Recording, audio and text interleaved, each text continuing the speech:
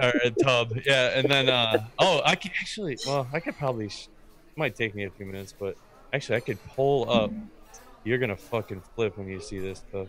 It might take me a minute to load it, but as I talk about it, yeah. So I go around the whole perimeter of the basement, and then there is this like little extra room in the front of the house. It might have you would consider it as like a little old cellar where they used to can food and shit or whatever, you know. It was like a 10-foot. Well, it was like the size of the bedroom in the front of the house, so it was like 12-foot wide by like maybe a 5-foot area, and the whole wall at one point that 12-foot wall had been replaced maybe 10 years ago, probably due to some massive drainage issues, and they had a sub pump inside that little room. The sub pump was dead, and that was disclosed. They're like, oh, the inspection guy said it was dead. All I asked for like 2 things for these people. That bitch behind my house made I probably spent fucking out of my pocket, yeah, like about $2,000 getting this house ready. Yeah, like That's why you need to sue him. yeah, and that's the money I'm not getting back. You know, like I mean, she You will get it back. Sue him. Yeah, but so man, it's such a clusterfuck. So yeah, like I mean, we're inspecting all that, so we're thinking like, well, something's not draining. You know, if all this moisture and everything's around the bottom, because there's footers around the bottom of your basement, that's where all the rainwater goes down, gets in these pipes, and then it drains out. So, and that's like what that's down the bottom of your basement. You know, that's like 7 foot down into the ground. So, and yeah, there in that little room that you can tell where they had replaced the wall, there was this like this huge stretch in a corner. Well, it was probably like 5 foot, and then down the side of the wall, maybe another 3 feet of exposed dirt. And I just put my hand in it, and it was like, I'm like, what the fuck?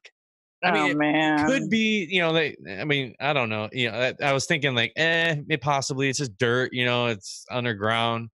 But like, and then I step back and I look at the wall, and it's just you can tell the one wall was original and it had tarred, you know, and it was just crumbling and falling apart and all wet. And that whole brand new wall that was replaced was all the seams, all the mortar, everything was all like you could tell it was wet, like it was just moisture. Oh.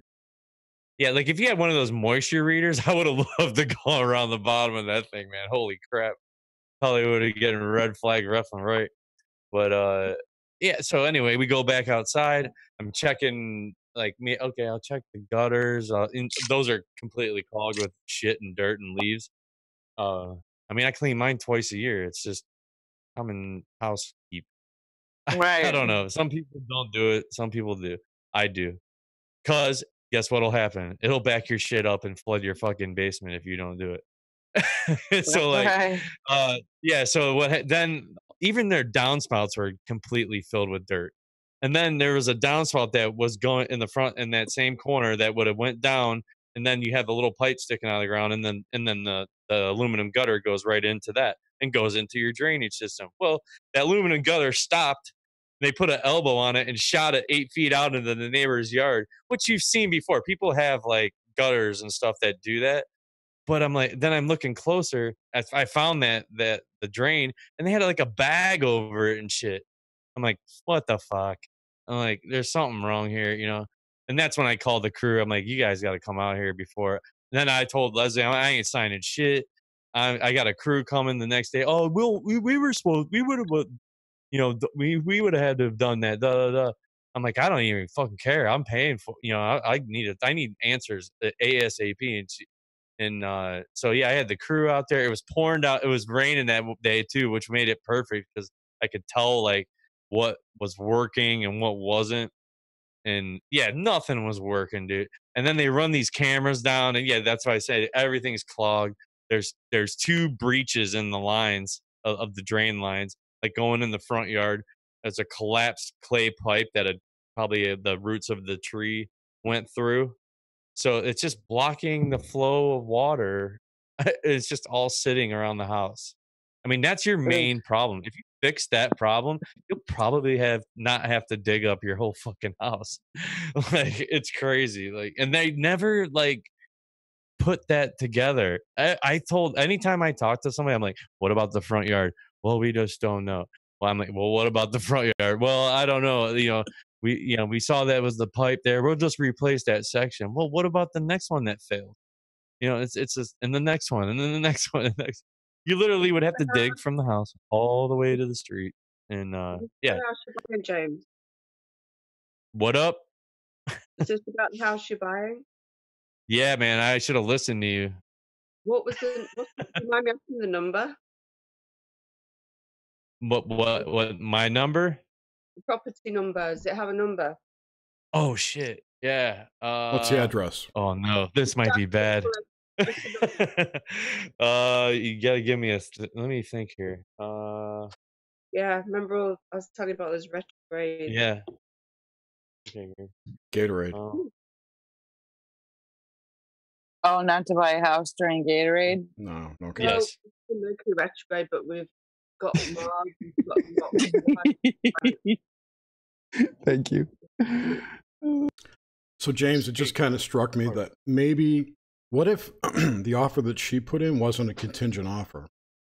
Like, she's got to buy another house. He's basically buying my house. Like, it has really nothing to do with the contingency part of me buying. Me and the house, the street out was Normandy. And so me and the Normandy house had the contingency deal. But I'll buy your house based on me selling mine. Right, but everyone in the chain has to have the contingency in order for it to work. And I think her side did not. That's why she's so panicked.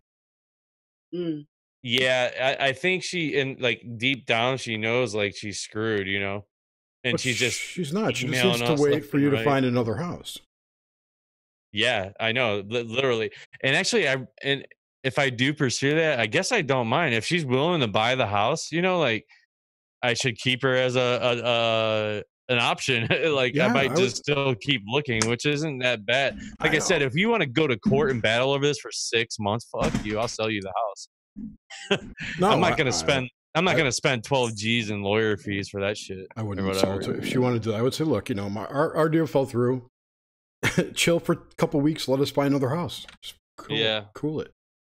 Be like a little Fonzie. That's kind of what she. Yeah, Ronzi. No, Fonzie.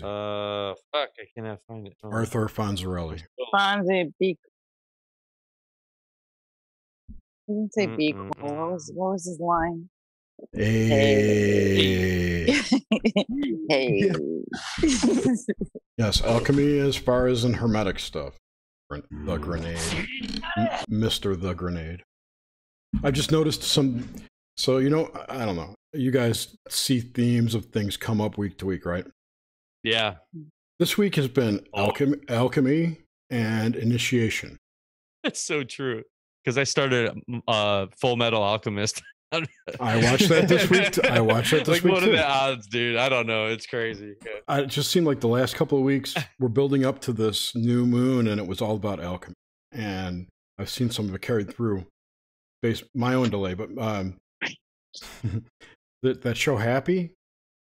Yes. Yeah. Did you watch any of that yet? I watched about at least 5 episodes. I think I'm on the 5th. You can't stop watching it. I can't. Yeah. But that's all about transmutation and transformation and going from. I'm really wondering this whole Happy the unicorn. Like what the hell? Is the imagination or is it some type of transmutated person or thing or whatever? Yeah. Well, Happy says at one point, before I came here, I was really excited to come here. Like as if there was advanced knowledge of where he was coming to, which means there would be some kind of imaginary friend land. But he says later on, like a whole universe of that shit. Yeah. So, but then he says later on, when I die, I don't know what happens to me. Like, right. Well, how can you know when you come in? But it just seemed kind of disconnected there. But that was interesting because maybe once they're manifested. And the other thing, did you get to the AA for imaginary friends part? No, I don't think that. Maybe that's coming up next. Okay. Yeah, that sounds exciting. The last one I saw would have been the whole poker one where they have that crazy. Oh, it's like Uh, a third one. okay, well maybe I saw. Okay, Yeah, maybe I watched 3. Yeah, and he's letting Happy cheat for him yeah, trying to get the money. because Happy's like a total goody two shoes, right? Oh, yeah, definitely. Right, but by the end, then, he's yeah, torturing dude starts people. blowing lines of coke and shit, and then the fucking then his imaginary friend turns into a fucking jitterbug, dude. He's like all jacked up on cocaine. Yeah, well, It's I mean, great. later on, in like Yeah. closer to the end, he's torturing people. Oh my gosh. So I mean, he's turning into. he's transformed into it. He's yeah. traumatized to this point because he saw. I forgot what happens, but he's tripping. Yeah. Oh man, that's probably the creepiest Santa I've ever seen too. By the way, dude, and the strongest motherfucking dude in the world. Yeah, what's with that? There's so many levels of that show, and it's super funny, and it goes really fast. And hold on, man, I recommend it. I'm gonna, Happy's a Grant Morrison creation. I'm gonna clip trippy. the intro, like the very first scene where he shoots himself, where he commits suicide. Oh, dude, that was fantastic. Scene. I know.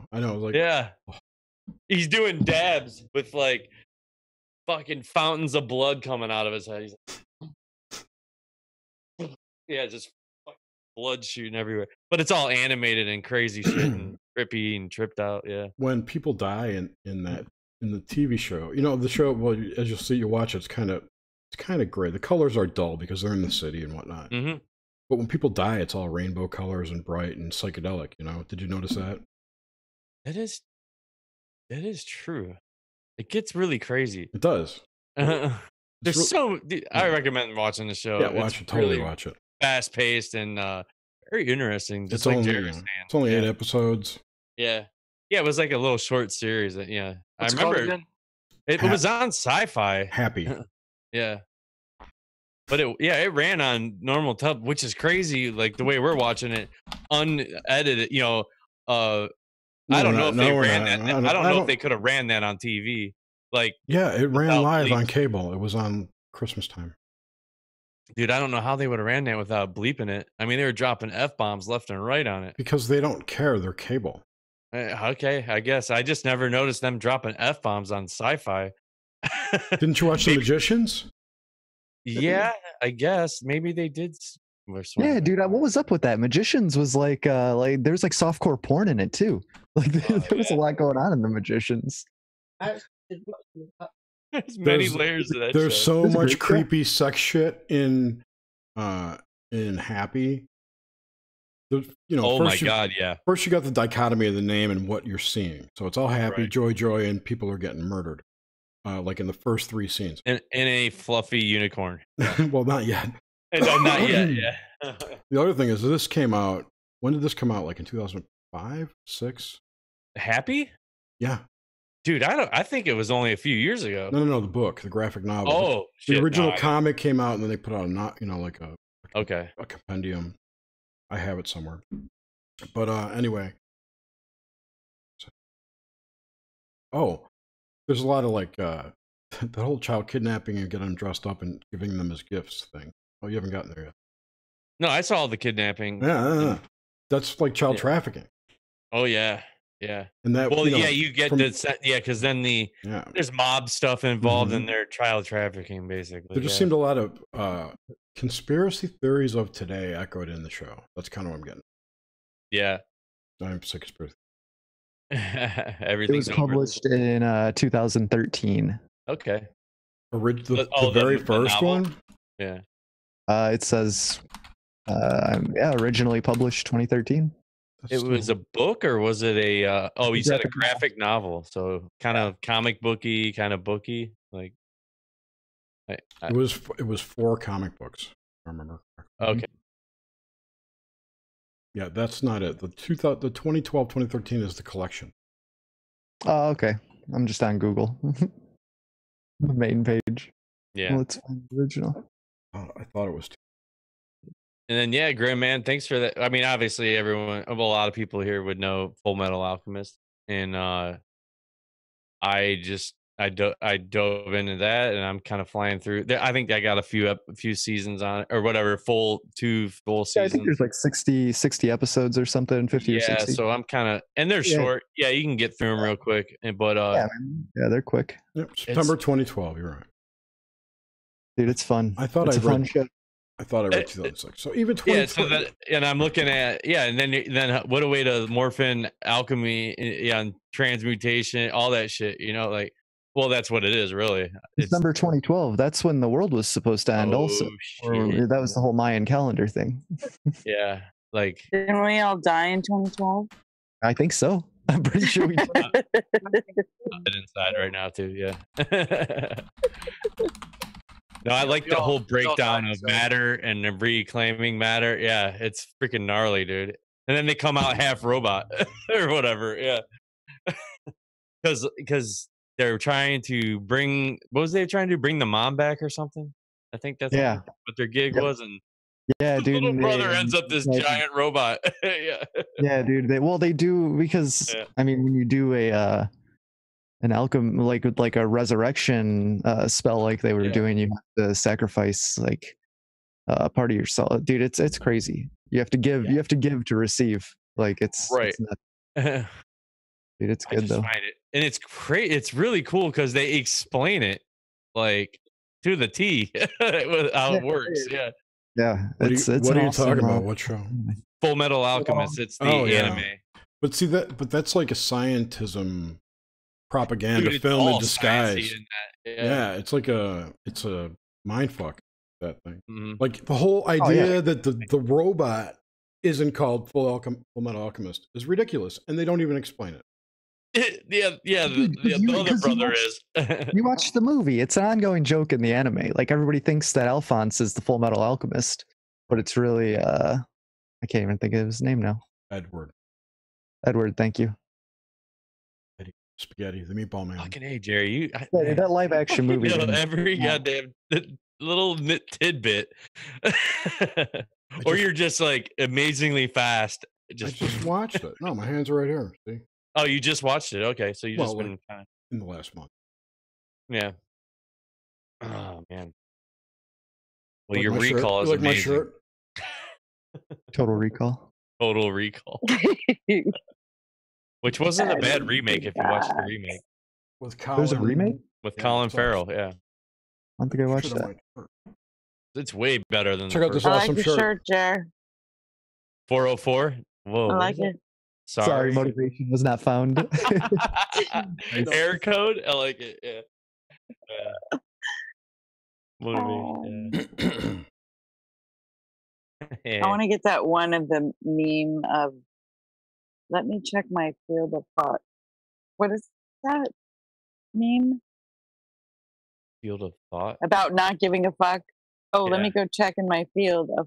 Oh, okay. I can't remember. I want that on a shirt, though. I have no fucks. Let me see if I can find. I have no fucks to give? Yeah. Yes. Yeah, okay. Yeah.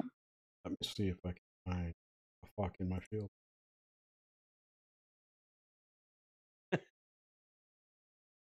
So, Leo, you're talking about all that weird shit. Did James find out the house number? Oh, shit. I did. Hey, yeah, Trish is still there listening. I'm still there. I'm going to come on camera soon, but I'm waiting for son to come home. Yeah, Just type it in the chat. So. Oh, I will. Okay. I just had it here, and then I closed out of the screen. Now I gotta scroll back. So it's the place you were going to buy. This was the place I was gonna buy. Yeah. Right after you came on the show and warned us not to do any kind of things like this, like and James purchases like that. James said, fuck that! I'm getting a house, Trisha. What do you know? You're like, I think you got it right before like that time frame or whatever. And I'm thinking in my head, I'm like, man, we have got some retrogrades, so right. Oh, here it is. Okay. And in 5 days, we're coming up to that giant planetary where all the planets are 180 degrees on one side of the sun. Yeah, like the disk will be too heavy, so the flat Earth's going to flop back and forth. Oh, dude, someone's getting launched. Is that what's gonna happen? It's gonna be like a cat teetering on this. We'll have to put a big cat over there. Suzanne's gonna end up in Lake Erie over where I What live. day that is? Leo won't have to worry about it because he's gonna survive the Earth on Tuesday. Gotta level it back up. Yeah. Okay. What day is that, Jerry? I'm I looking. keep seeing Because Leo's doing 666. My battery's at If it's 667. if it's on Tuesday, Jerry, we might see Leo's head explode right now. It might happen. With all we've had great Or discussion. Thursday? Or Thursday. I've got all hot again, so something's going on with this It's energy. me. It's my neck just got hot too. My neck. Really? Yeah. My neck has been killing me all day, right up the back here. It just started right It before could the be because I show. was in the sun for 4 hours, but I mean, like, it hadn't really Yeah. noticed that. All of a sudden, it was like, whoosh, like right on my neck. Glenn went live last night. The only person, He's got 9/11 as his address. Nice. I think it's to do a Leo. I think I'm picking up Spirit to do a Leo. I'm absolutely. 9/11 sounds bad. No, it's 27011, right? So it's 9011. Oh, 011. Okay. 92. Yeah, that's a great address for a number for partnership. It's great. Yeah. It's 11. It's 2. It's a master address. Yeah, but in addresses you round it down. So it's 2. It's 2. Great partnerships, love, mediation, peace. This was couples. hell on earth. It's not peaceful. Wife swapping parties. Yeah. Well, ideally. July 19th is the date. Yeah, but James, if you'd have moved in there, it may have been. I could have That's Thursday, Leo. transformed it. July 19th is Thursday. Yep, Thursday. We knew it was July 19th. We talked about this earlier. I know. I thought you said it was a Tuesday. I think No, I'm I was thinking about going on Tuesday. The 19th, what's that, Transmutation Day? Yeah, this cannot be your friend. We're all gonna shoot to 5 the Earth, I guess. I hope so. Oh, I've been waiting my entire life. fired up. Dude, I've been waiting my entire life to fall into the sea. So Yeah, whatever. Yeah. It's the big one. The Yeah. big one's coming one of these days. You saw San Andreas. God, it's gonna look bad. I think I'm close enough to the 5 though that I'll be all right. Yeah. Yeah, so July 19th is when all the planets align. Ooh. Oh, Lee, did you see? I got to show Lee that chicken. Sorry. Yeah, hold on a second. forgot we're live, aren't we? We've been live since you were like deep into you were balls deep in Oh your man, story. hey, what's up, guys? Yeah. We're all waking up. What's up, every day. everyone? I think there's events going, as they call it, the event. It's happening all the time. I just find putting a set date, not the whole planet is going to ascend on the same day. I don't believe that. Nobody, nothing. We're not going anywhere. Nothing's No, we're going not going anywhere. Just all the bogus stuck people in will the die construct. off. That's all. I hope I find piles of clothes though, like in my neighbor's Man, yard. I'm the only one left. Why can't we sell rapture insurance? It'll be like a pair of shorts and a shirt and a dog leash just laying on the sidewalk. Yeah. Yes. Man, It's so how much was better it? though. They all get raptured. It's like white powder everywhere. It's just like Thanos, dude. Just poof, gone. Yeah. Maybe it'll be mana. Yeah. Oh, They'll all turn into mana from the gods. I like that. That could be what it was. Raptured people. Oh man. Raptured people.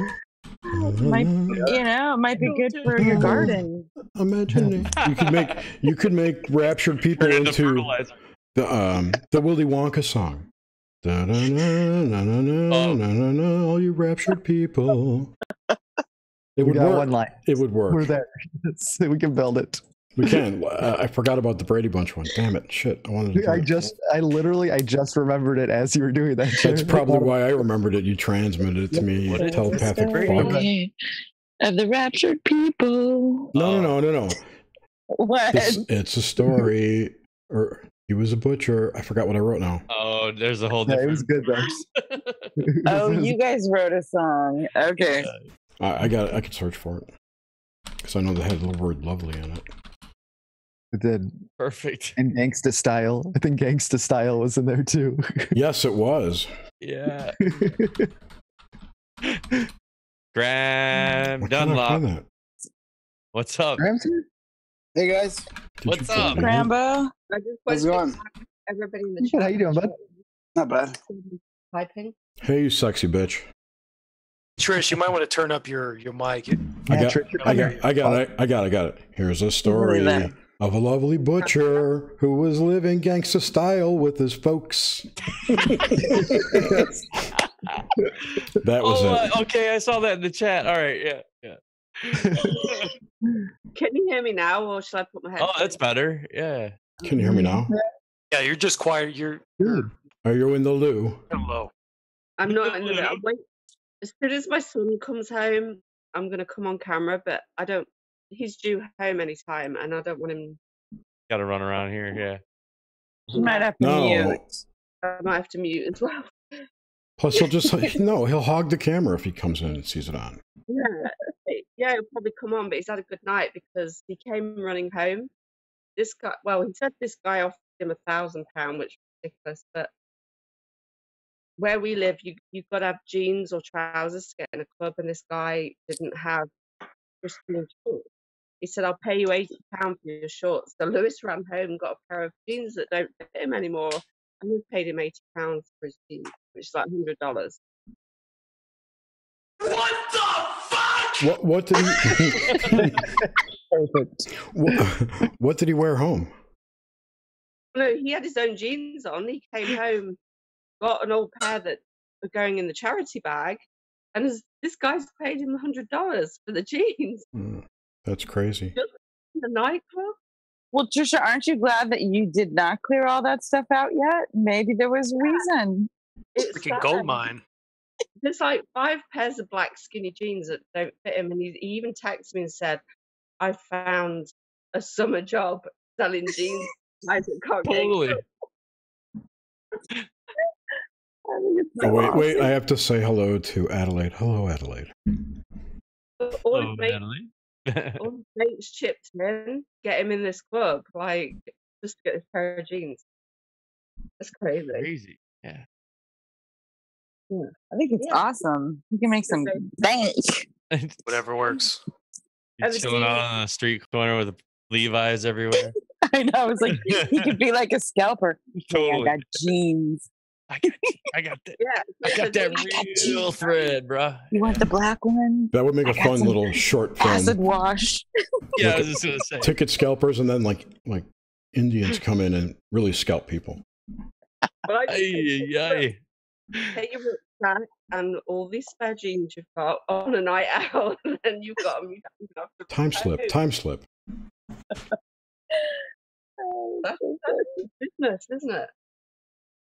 That's That's the great. new market. Maybe they It's just found a need niche. maybe they need an authentic pair of designer jeans to copy.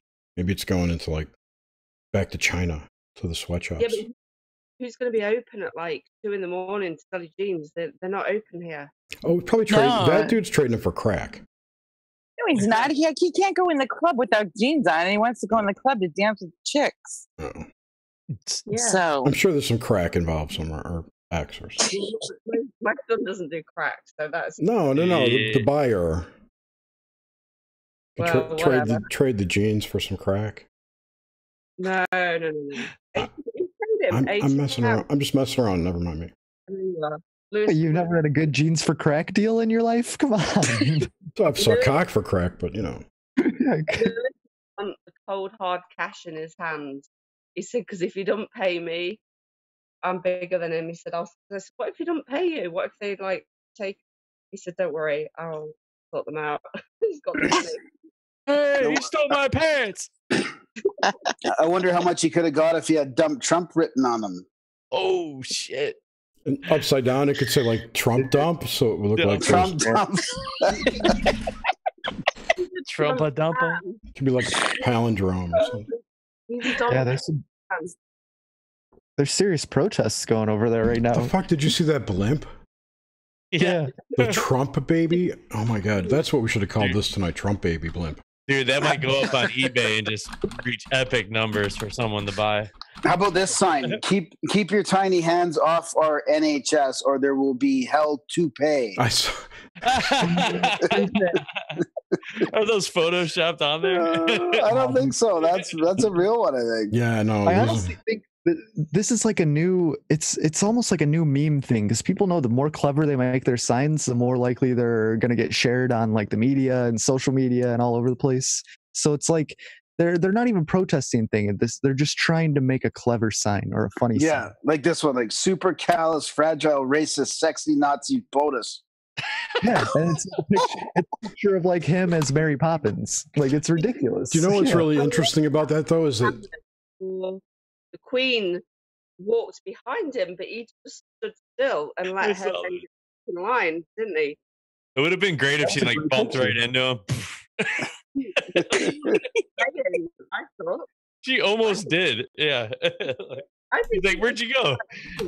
And let her come back round, and everybody's knocking him, saying he walked in front of her. He didn't. She walked behind him. Yeah. It was all staged. it's all fake news? Fake news. I don't do anything Well, it wrong. seemed like like she was gonna come over to the one side, and like you hold somebody's arm or something. I don't know if you're allowed. She's a reptile anyway, so who cares? That's because you don't see her. She morphed in right in the end there. Yeah, dude. Exactly. That's that Queen you're talking about. Oh yeah, I forgot. That's right. Come on. Here's what I don't understand. Oh, shit. Is there one of the main problems they have with him is the way he talks, like that he like slanders people, and yet they're out there with street signs calling him a bunch of names, like Racist bad ones. pig. Yeah. That's exactly. They're not the president of the United States of America. They're not expected to be respectful. That's also what happened at the House Judiciary Committee hearings. That once Stroke said something, anti-Trump during his testimony, the Democrats are going crazy about letting him talk. You'd have to watch it to see what I'm talking about. Oh, I'd love to see the Stroke signs. It was crazy. Let him talk then, but then they didn't say anything when they were trying to interrupt him afterwards. Yeah, correct. Or yeah, in another. Yeah. So Trump baby's not with us on the stream. You guys look. He must have a pretty thick skin, don't you think? With all totally. It's a big joke. He's sitting there laughing at all of this because he instigates it all. He's the alpha troll. He's loving it. But this is what I don't get, is that all these things, everyone says the same thing. He's racist, Nazi, misogynist, all these things, right? Just piece of shit, yeah. Piece of shit, right. Now, they all repeat the same exact things, and then when you drill down on any of them, they can't give any examples, and they tell you to fuck off. Yeah. Exactly. It just triggers them even more. I know, but it just says, but I can't really find any evidence of him being a fascist or a Nazi in any way. This whole thing with the kids being separated from the parents, it's a fucking Bush policy that Obama carried through. It's not his policy. No, even racist isn't really very applicable either. I don't. No, I have. My mom was telling me how much he's a liar. He's lied about everything. He lied about NATO meeting or something. I'm like, what? To whom? Prince Philip's probably more racist. Some of the outrageous comments he's made over the years, like, I think he's probably more racist. He's not racist because he called Haiti a shithole because it is. No, he said some pretty outrageous things to people. Like he speaks his mind. He's an honest person, I think. I'm not advocating Trump. I didn't vote for him or anything. I'm just saying he seems to me like. I'm on about Prince Philip, the Queen's husband, is more racist. Yes. That guy. Yeah. I don't want those Negroes around here. Too, probably. He's not even alive. That dude's not even alive. Did you hear that those two are distant cousins? Going like they're bringing it back to the bloodline. I wonder if that's true. Yeah. What two? Oh, I guarantee it is. What the two? Queen and her husband? No, Prince Philip and you're thinking Prince Philip. Oh, I was thinking about the other guy. Sorry. You're thinking of Prince Philip is her cuckold husband, the Queen's cuckold husband. Yeah, but I'm sure they're related. They're cousins. They are. Everyone's related. I know. I've been to Haiti. Yeah. It sucks. Well, they're both in a year of endings, and I predicted last year there'd be huge changes in the royal family. So Yeah, Kent Dunn is saying that Markle's actually been replaced by a robot. Well, there we go. Then it's official. It's official. Oh, I And forgot. Dunn has spoken. You got it. That's an awesome soundbite. It did sound really good. Soundbite. I've always been wanting to use that one somewhere. That fit perfect. it feels like it's 100 degrees in my bedroom right now. I don't know what on earth's going on. Sexy Do time. you have your fan on? No, but I was cool until I was coming on Zoom and it started again last night. Okay, this is the picture I was talking about, that blue chicken. This picture showed up during the World Cup last week. Uh-oh. Isn't that crazy? Like that, like blue, like it was the same day. It was almost the same day that Wilcock got fired or quit or whatever happened. Okay. Wait, where's it at? Oh, I'm showing it on the stream. You can't see it because you suck. No, it's because my thing keeps No, rendering. No, it's because if I I'm trying to watch it on my tablet. if I share a screen, I understand. Then you lose all of us. yeah, I have to rearrange. It's a pain in the ass, basically, to share a screen. It's like Graham from Grimerica. Yeah. Yeah. Hi, Graham. Hi. Graham, have you had Trish on yet? No, not yet. No. One day, hopefully. Hey, congratulations on getting Scott Adams, by the way. You got him on the 25th. Well, That's awesome. you know, it hasn't happened yet, so don't be too. Dude, it's going to happen. This is the furthest it's come along. The seed's planted. That's true. Yeah. I mean, he's committed to a time, so we'll see what happens. But yeah, that should be pretty interesting. Yeah, it's going to be a good one, man. Yeah. Yeah, it's one of those ones where Darren read a book, so both of us have read the book, so that's kind of. Darren read a book. Yeah. Yeah. Darren's been reading more. Well, it totally, and it changed it. Darren, like that was probably one of the seeds that Darren really started shifting after reading Scott's book. So I found most people, if you ask them to come on your channel or your show, they'll They what? Most people you go to go on your show or your channel or your podcast, whatever, most of them say yes because they want to advertise themselves as well. But yeah, totally. I found that most people say yes. The bigger issue is trying to get in touch with a lot of people that you want to have on. That's my biggest problem. I've got so many people trying to come on my channel. It's just I need to pull my finger out and actually contact them. Wow. I wish I had that habit. I've been speaking on the radio, so like. I need to do a whatchamacallit? A prostate massage? No, enema? Whatchamacallit? Sigil? I've been trying to get Danny Lloyd Sigil. on our podcast. A sigil. Yeah. Yeah. I need to make a sigil. Why don't you just ask? I don't know. I mean, I have enough luck getting people on, but a sigil. Who are you trying to get on? Nobody, just in particular. I just like Chris is saying. She's like, I got people knocking my door down.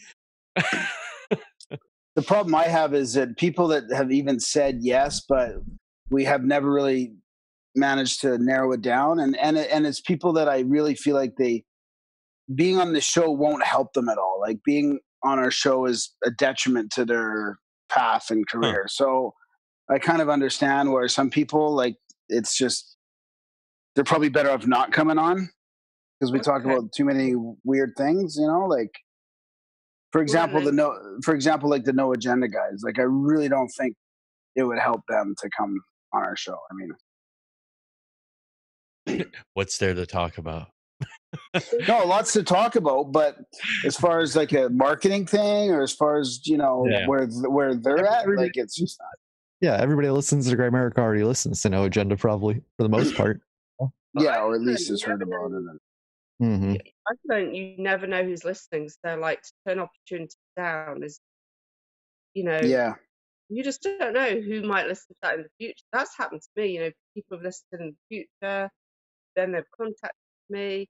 Like, I think when your ego gets in the way and say, I'm better than that, they're not good for me, that's where will go wrong, in my opinion. Yeah, and that's what I was thinking of a year or two ago about those exact guys. Is they should be doing the podcast circuit, really, if they want to keep growing their audience. They should spend some time being on other people's podcasts. I was quite surprised that they don't, but they really, in some ways, they don't really even need to. Yeah, they're making their bank. They're banking it as already. They've got a really good thing, so they probably just don't even want to fuck with it. Well, maybe they're not your right people then. Yeah, exactly. Mm-hmm. But I mean, I went on with Mike on OBDM, and somebody was trying to put me off, saying, "Oh, I hope you got thick skin," and blah blah. And they were lovely to me, and it was cool, and it was really good. Yeah, Mike's great. Mike's awesome. Yeah, that was a good show, Trisha. I really enjoyed that show. Dude, yeah, you got some he's okay. Great phone calls. It was cool that you could take phone calls and stuff. That was fun. Yeah. It was great. And everybody that called in was a guy, and apart from Shills, who was the lady at the end. And guys, sure. I got new clients from that one show. Nice. Yeah, I saw a couple people in the chats asking where they could reach out to you to get readings and stuff. So that was good. Hell yeah. Yeah, that's just something I've learned in life. You just, if I'd have listened to that person that was just trying to put me off, then I would have lost a great opportunity. Right. That's just the way I look at it. It was synchronistic. Ooh, so hot. A lot of that going around lately. What synchronicity? Oh my gosh. Mind blown today. Hot flash. We opened some synchro door. Why? What? Floodgate, I think you call it. Yeah, a synchro floodgate. It was the new moon. It's using astrocartography. Isn't the moon? Isn't that Hecate, Suzanne? Yep. Hecate. Maybe that's why. Maybe she asking was sending me all those things. We've been doing Probably. astrocartography today. What? No astro traveling today? No, astrocartography. Oh. Which is astrology, looking at the world map. Oh, chart. Okay. Astral or astro? Astro. Astrocartography.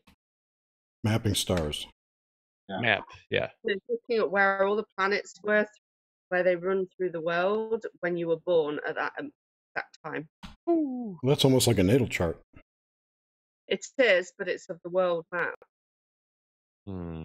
As opposed to... Yeah, it just puts the lines on the world map, and it shows you where it intersects, like cities, like on the map. It overlaps, but it's an A projection though, the map. So it's like, where does Mars run through which country? Pluto, Saturn, your IC, your MC, your Ascendant, your Sun. But it's a flattened, round map. Yeah, it's a flat map, but it shows just so you can look at where all the lines go through the different countries. Does it map up with ley line and grid systems too? Christ. Oh, happy haircut, Alex. Sorry, does it have? Yeah. Most people comment on the orange glasses first, Jerry. I watched Joe from the Carolinas. That dude has every freaky color of glasses you can think of. I got some mirrored pink eyeglasses, but I think I'd look a bit weird coming with them on. Nah. No, but the astrocartography is really interesting, and I'm not going to give it away unless Leo wants to discuss it, but it was so spot on, the bit that we looked at. It was crazy. Are you going to do a show on it? I am going to interview Leo, but I don't know if we're going to talk about that. Oh, wow, okay. Yeah, what was it? Was it Saturn? Saturn runs... You okay to share it? Yeah, go ahead. Okay. So Saturn on his IC runs right through the place that he wants to go to, which is called what? Serpent Mount? Oh, shit. Yeah, Serpent Mount in Ohio. Yeah, Yeah, I that's just like that's been on. What the fuck? That's where I heard there are giants buried under there. But Ooh. Susanna draws well, that. yeah, they're ancient burial grounds. Yeah. Of the giants that lived in America. Well, part of the synchronicity with the serpent mounds. Well, Mm. Suzanne pretty much brought it up. Because she's a serpent.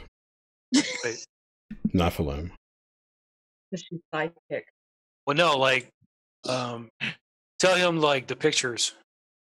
So when I was at Ashley's, Olivia loves to draw and color and stuff. So we were coloring and she kept telling me to draw a snake. So I drew like the serpent mound, but not exact, because she didn't have the patience for me to finish. But I drew it enough. And then I made that remember the little Saturn symbol, Joe, that guy was drawn, the kid was drawn on the floor, and then we all looked it up. So I made that right next to the serpent mound, or my drawing of the serpent mound. And then I put 369 on it for some reason. I don't know. I was just like doodling, and Olivia's drawing all over it. And a demon appeared? No, Saturn for Leo runs right through the serpent mound. So it was like a total thing. He's like, how did you do that? Why did you put Saturn there? I was like, I don't know. I just did. And then 369 is Trisha's chart. There's just all kinds of crazy stuff. You three stay away from me. It goes even deeper than that. That Saturn symbol is also some kind of Enochian alphabet or character. It's got something to do with Enochian magic, because from it was in Strange Angel that clip that I showed you, and he was doing Enochian conjuring spell ritual. Well, Suzanne was talking about having dreams about sewing, and maybe you're sewing the mouths closed of the pharaohs. She didn't know why. I was listening to a podcast, and they were talking about Macbeth, and how in Macbeth they have references to seamsters, which is the sewing. So, I just watched a show in the last week that was about seamstresses being protected, needing to be protected, or I'm not kidding. I'm gonna try and remember what that was. So Suzanne, this all goes back to like the spirit that's been trying to get a hold of me or reach out to me for the last couple of years. But anyways, she mentioned Hecate, and apparently, and Suzanne, you can elaborate. I found this. So I was looking up Hecate, and I found this video of a guy explaining who Hecate was, and that her protectors are dogs, or that. So she has two big black dogs. Didn't we already establish that it was her? No, you said he was Aries and it was Aphrodite, but I think Hecate is like his twin. It's like the other side of him. But those could both be the same thing, in a way. It could be the same archetype. But then it tied into a dream that he had about hanging on a pole. Like they played these games and pods on the pole. Oh my God, it just goes deep. The whole thing goes so deep. And then, but the whole Hecate video, I was like, oh my God, Leo's the dog men thing, and she's got the dogs, and it's just deep. You can go ahead and finish, Leo, but when he said, I think I know why you're dreaming of sewing. Well, Hecate is also in Macbeth. And down my line, I am related to Lady Macbeth, the real Lady Macbeth. Which is linked to Shakespearean literature. And the seamstress. Yeah, so the whole serpent mount thing came up when Graham and James were talking about, we were chatting with Ryan from Culture, talking about the serpent mounds, and James happened to call my name in the podcast, and they started talking about the serpent mound, and then they started talking about Headless Right. and it resonated.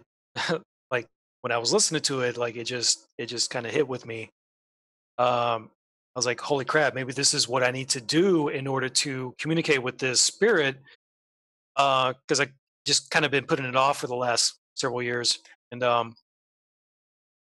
that's when I talked with Suzanne and Trisha, and like everything just kind of lined up accordingly.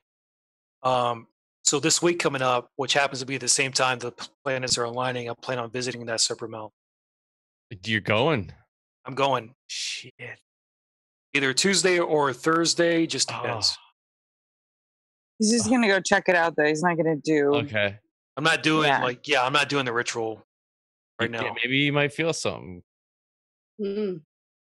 So I'm just going there. I just want to feel the energy from it. And The energy I'm getting right now about the seamstress thing is, I mean, I think it's like a calling for Trisha's son's business, selling jeans. I'm supposed to sew the jeans. Yes.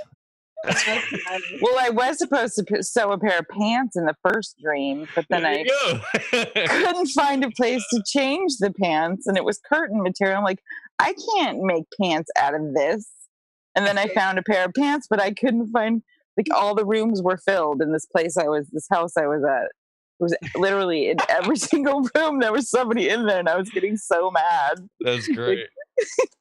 Completely threw me there when you said about those.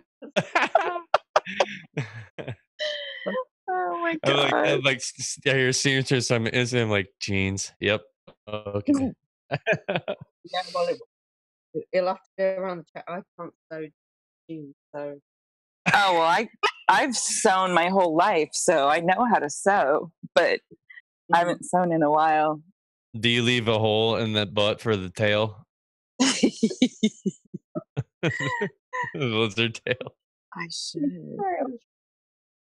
Yeah. Oh yeah. Cool. That's some interesting stuff. Dude, I can't believe you're going to server mount. Son of a bitch. It is so spooky. Would it meet me there? I don't. It's in Ohio. You know what I'll do? I'll secretly drive down there to meet you. You're telling it, Jay. It might take an entire fucking day to do it, but oh my god! Now Hey, he's where'd gonna you be go? looking over his shoulder. Yeah. Well, how far are you from? Oh shit, dude, that's all the way down. How- Nah, dude, it's only like a 5-hour drive for me, so it's only got to be like 3 for you. It's probably about. I just did fucking 12-hour drive today. You can do it, James. Canada, everywhere's a 12-hour drive in Canada. What's the chances of Saturn running right through that spot? And it's to do with family and ancestry as well. James and Grimm should both go. Mm. Mm-hmm. Would that be the first time you guys met in person? Yeah. That would be, yeah. Let's go Tuesday. There you go. At the serpent mount. Why don't we arrange to go when we're all up there? At the Cryptid Con? That's what I was thinking. Yeah. We're going to be in the area. Everybody will be together. Dude, I'm taking a whole week off. When's that, Grimm? Well, no. Crypticon is in. Have you booked your ticket yet? Everything's all booked, man. Days are off. Nice. Crypticon is in Frankfurt. In Kentucky, yeah. Maybe Yeah, there's right. some mounds over by that way we can go see. Well, I think there's a bunch of stuff. That's Cave Central, man. Yeah. I don't go in You can caves. go spelunking. Have You don't fun. go in caves? Bring your Oh heart. my god, Leo, What? you were just talking about splunking earlier. Fuck Hey, Yeah, No. spelunkin's awesome. that. No, it's not. It can be. It can be, unless you're like low As long crawling. as you're not claustrophobic. I mean, if you're good. Well, I am. I am.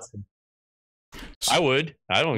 My friend, back when he was in college, this is a long time ago, he's like, hey, we're going cave diving. You want to go? I was like, yeah, man, cool. In my head, I was like, it's going to be like, you walk in, it's going to be like this big opening and stuff. It's like, you're going to look at like the crystals and stuff. And nope, it's pretty much you squeeze your body, you wiggle your body like a worm through the freaking hole just to get through. And once you're through, you're too far gone. You might as well just keep going. And yeah, it was pretty. I'll never do that shit again. I couldn't do that. I'd have freaked out. And then, like, inside this, see, he wanted to go beyond, keep traveling, like, the places no one's ever been before. No, And it's like, don't do I was like, I don't know if this is a good deal, man. I said, oh no, man, it's good, no worries. And like he started screaming for help. I'm like, I run over there, and he's like, there's this big drop off, and like you shine a flashlight down in there, and you can't even see the bottom. So he's holding with one hand, and I had to like grab his freaking belt on his shorts and like pull him up so he doesn't, plunge to his death. Die. Yeah, die. Jesus. Dude, it's like you see that, and then you can't tell me there's no like hollow earth beings down there. Like, serious, it's crazy. The caves, especially since we've never explored beyond 8 kilometers down. Right, and we want to go to Mars? Idiots. They've never been to the bottom of the oceans either. Yeah. Well, I mean, this whole area, like Mammoth Cave, is like just a giant freaking cave system, all interconnected. Yeah. Here in Indiana, like they keep finding like these caverns. Like every year, they find new caverns, new caves, every single year. So awesome. Which all interconnects with Mammoth Cave. Yeah, huge underground cave system. So I don't know if there's any caves near. It'll be near us during Crypticon, but we can check it out for sure. See if we can do a live broadcast inside a cave. You're all cavecast. Mars that went through London, Theo, and it was all about the military and like being in your power, and I was like, whoa, this is like pretty. Oh yeah, so the Mars, the line intersected London, which is where I've been deployed before in the military. And actually, when I was in London, that was the time when they had those riots. Everyone, I think it was it the youth that was rioting? I can't remember. What year were you there? 7, I'm gonna say, or 06. That's my guess. No, it was like 2009. 12. No, 2009 was Iraq. 2011. Between the 6th and 11th of August. Yeah. And it was double digits. Was it 2011 you were in London? I believe so, yeah. I had to look at my orders. I don't remember. No. I was back this way then. Yeah. I know it was either 11th. It was either 2011 or 2012 for sure. The riots were in 11. Yeah, so it was 11 because I think we were trying to go to like downtown certain spots, and we couldn't. We were not allowed to go down. They had everything blocked off. So. The thing is, because I live about 200 miles from London. Like a lot goes on that I don't watch the news or anything. I don't know half the time what's going on. Yeah, we were in Milden Hall. Yeah, which is where. Is it mainly American at Milden Hall? I believe it is, isn't it? I'm sorry? It's mainly American, or a lot of the American troops go to Milden Hall. Yeah. Yeah. Yeah, that's where we stayed, as far as like the Air Force. Yeah. I mean, we used to get Americans come to droves, but I know Milden Hall, the general place that they used to go. Yeah, it's really like it's pretty old. Like the buildings are pretty old there. I just thought it was fascinating that Mars run through London, and it was all about military and action and being in your power. And I was like, I predict that's pretty spot on. And then Jupiter runs through Egypt. Yeah, so it would be lucky for you to go to Egypt or whatever part it runs through. Was it on the east? Was it on the coast or right through the middle? I think it was west. West, okay. Because for me, Pluto runs through the middle of Egypt, so it's not healthy for me to go. Pluto runs through the country Chad. That's funny. Chad. I watched this dude this week, that crazy Tim Refat guy. And he kept calling London he wanted to turn London into Chad World. Like Mad Max World. He called it Chad because the country Chad is like fucking living in Mad Max. So he just calls it, I'm going to make London into Chad World. He's pretty funny and crazy, but yeah. Who said that? That I put this link into chat like 2 days ago. Maybe it wasn't to you guys. I miss a lot of the links. I think I put it into the Nox Mente. It's in Nox Mente. Calls it Chad World. It's kind of funny. London has changed a lot. It's like it's almost like separate from the whole of the UK. It's just weird. It's changed a lot since like the last decade, or like just the last few years. Definitely more the last few years, but I mean, well, since I've been to London, but what I'm hearing, probably in the last 5 years, it's really nice. It's pretty cool. Hey, what's up, Ren? I mean, we have a Muslim, and I am not racist. I've got Muslim neighbours. We have a Muslim mayor. That would just never have happened years ago, but they're like taking over, like in London. What are? And please, I'm not racist. I've got like a Muslim neighbour. My landlord's a Muslim. I've got nothing against them. But it was predicted that they would take over, like outnumber the Brits. So the last couple of years, you've seen a large influx of more Muslim residents. Yeah, and the problem is, I've got nothing against any of them, but when we have to change how we live to accommodate them, but yet if we went to their countries, we'd have to adapt their lifestyle. I find that difficult. I feel if they're going to come to our country, you live by within reason, you know. I mean, what specifically are you seeing that's being influenced by them? Well, we're not allowed to wear pop. Well, say I'm not. I can wear what I want. Self-employed. There's certain businesses you're not allowed to wear poppies. You're not allowed to celebrate Christmas. You're not allowed to put Christmas trees up. You know, kids' nursery rhymes are being changed because it's seen as racist. We're having to change a lot, which I don't agree Why? on. Why are you having to change? I mean, I know why. I know why. But I mean, have you guys examined the actual source of the push to do this? I mean, because it does seem very agenda driven. Well, yeah. I mean, I don't believe that we should have to change all that because if we went to other people, and it doesn't matter whatever religion, if we go to your country, we should live by your rules, I believe. Well, they can't. But if anybody comes to our country and then we have to change our nursery rhymes, we can't put Christmas trees up, we can't have poppies. This is the result of political correct programming that started 20 years ago.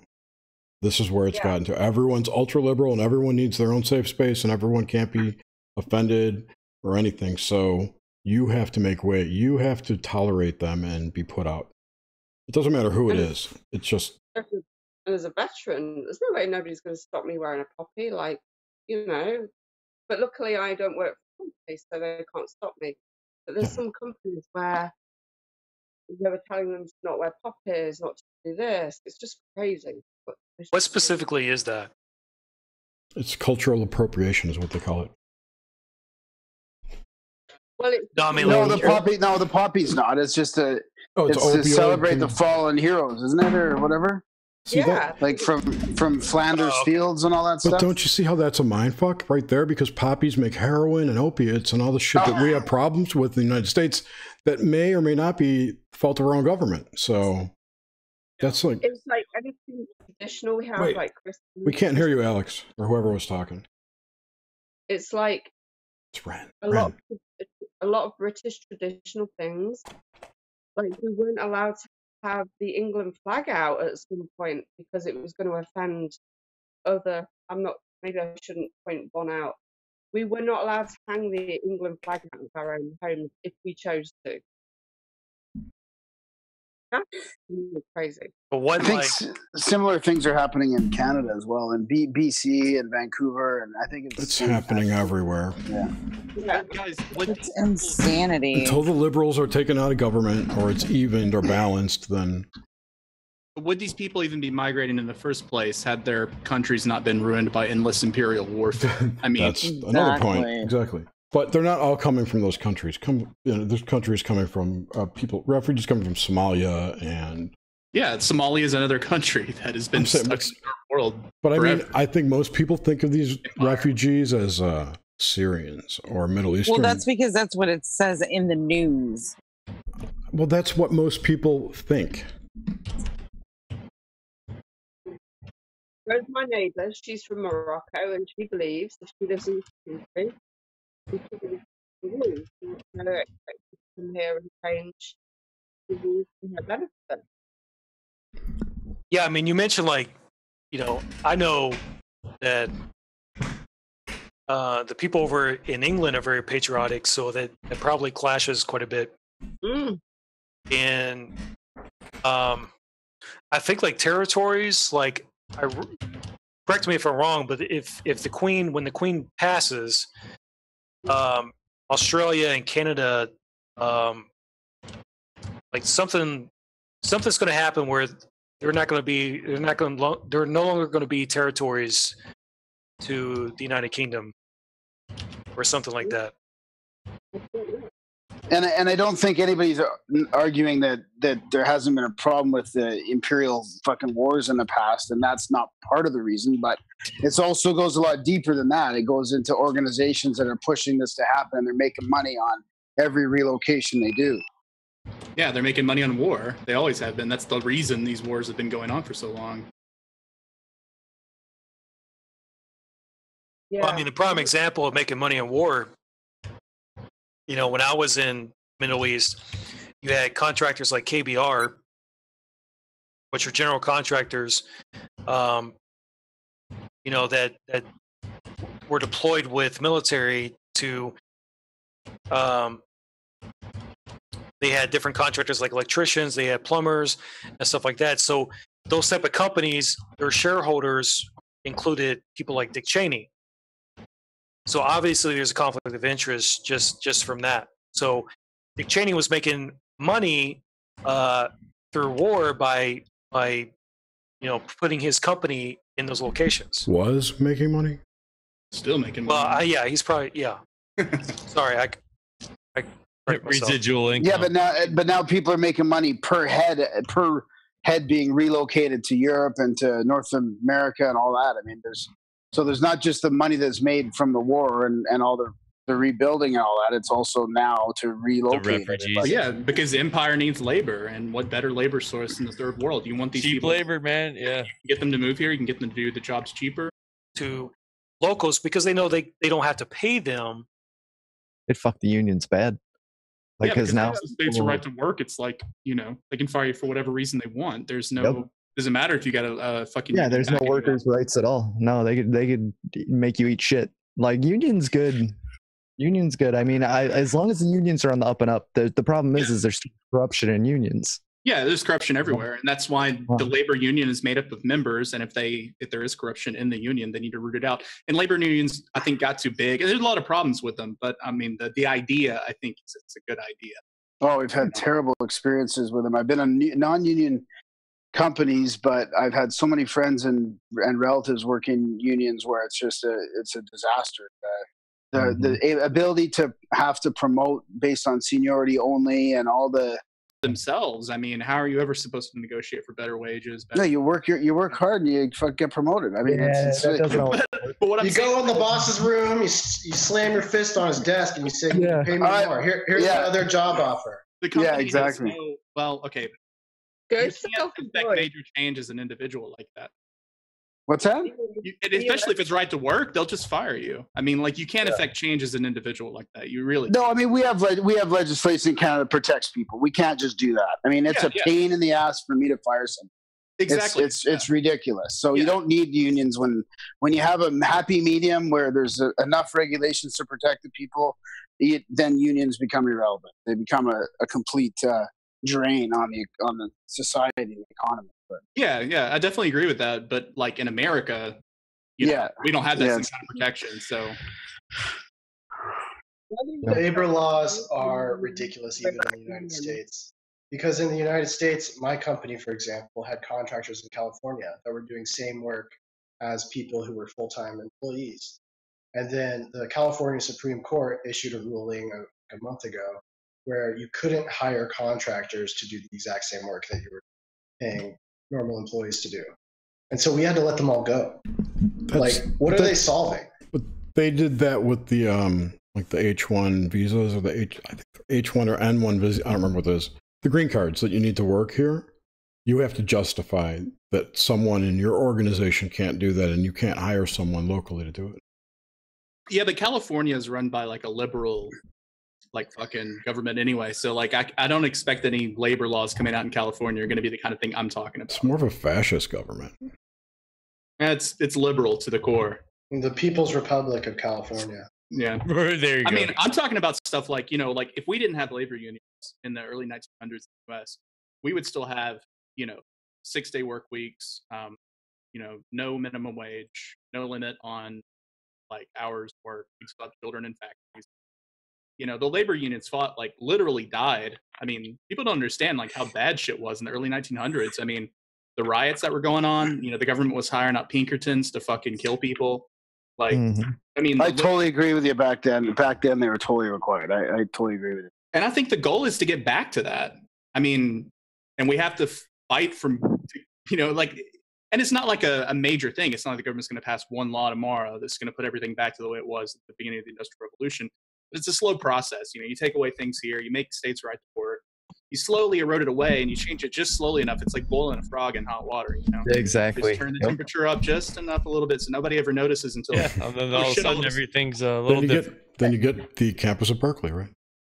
I think one of the biggest problems is when someone, you know, and this is something my grandfather told me when he was working for the state of Tampa as an engineer. It seemed like when someone was in charge and they fucked up, they promoted them to a higher position to get them out of the way because they couldn't fire them.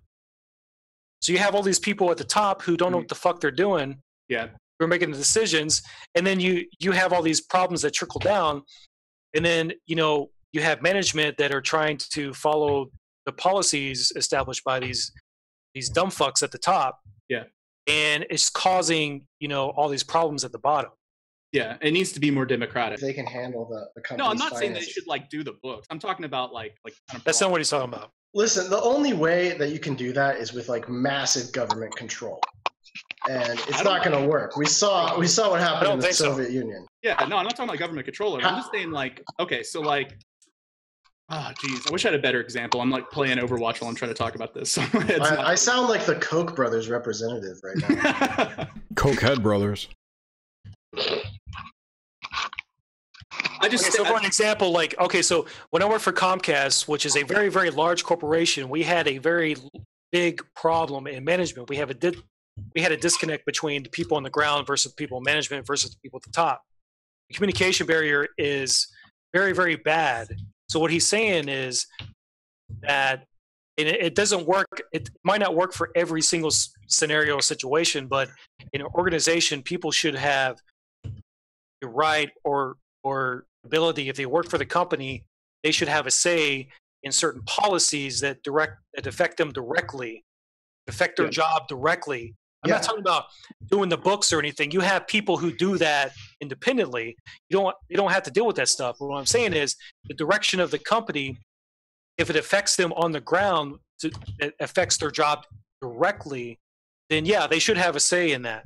Yeah. Well, what do you mean by direction? Direction of the company sounds like strategic planning to me. And that, if you're talking about just little policies or procedures, then that's one thing. But yeah, I'm talking about policies and procedures kind of stuff. Yeah. And also too, I mean, I had the idea a while back too. I talked to Leo about this, about like kind of collective ownership of companies, sort of like stock options. Basically, everyone in the company owns a small part of the company while they work there, right? So like they kind of have the ability to like vote, sort of like a stockholder would. But what this does is it puts, it gives a reason for people to be good at their job, right? Because like your performance on the job and the company's health like directly impacts like your own wages and your own like say in the company. I don't know. It's not the best way of explaining it. They're still paying you. They're still paying you. You have the ultimate choice to quit the job. You have the ultimate choice to go to a competitor or start your own business. I mean, come on, man. You know, not everybody has that choice. Not everybody has the choice. Yeah, they do. Of course they do. People who are living paycheck to paycheck have the choice to just like be like, no, I'm just quitting this job. I don't have any money in savings or any way to like pay my rent. But here's the thing, like, I get what you're saying, Alex, but the thing is, like, when you invest so many years into a company, essentially that is sort of like sweat equity that you put into the company because you're helping that company make that money. So yeah, if someone just comes on board, they're fresh in the company, I understand that philosophy.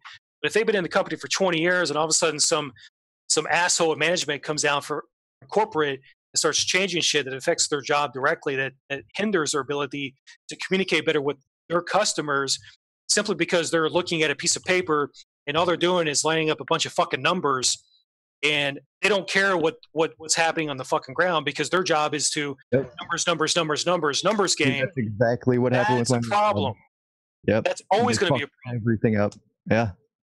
Yeah, dude, these dudes that were working there 30, 40 years, they ended up getting laid off because of these guys coming in. Like, it was just insanity. And then and then there's age discrimination, even though that's not supposed to happen.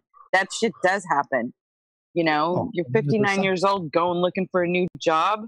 Who the hell's going to hire you? Welcome to Walmart. I can't wait. Right? Yeah, kind of what I'm saying is like, I wish there was more worker ownership of the businesses, right? Like people would work instead of like all the money just going away from the wages of the workers and going to like shareholders and shit like that. People can't afford to invest in companies anymore, though. It's insane. Yeah, so I mean, the shareholders are taking the risk of financing the company. So why should you take money away from them? The company wouldn't exist without them. See, I just wish there was a system where we could, I don't know, get the businesses financed and stuff without the need for like something like shareholders and things. I mean, maybe that's not possible. I'm just it's called socialism. You have the government run the investment. I kind of am one, but kind of, sort of, maybe. Kind of. Yeah. So has anyone all the billionaires beware? Sorry. No, I mean, Alex, you have to agree that there's an issue, right? So, people who've worked at Walmart for so many years. I mean, I go to Walmart and I see 60, 70-year-old people stocking the shelves because they can't get their Social Security because the government has failed them in that process. I mean, I just battled freaking Social Security and Medicare and Medicaid, all these incompetent fucking systems that are in place that absolutely fail our retired and our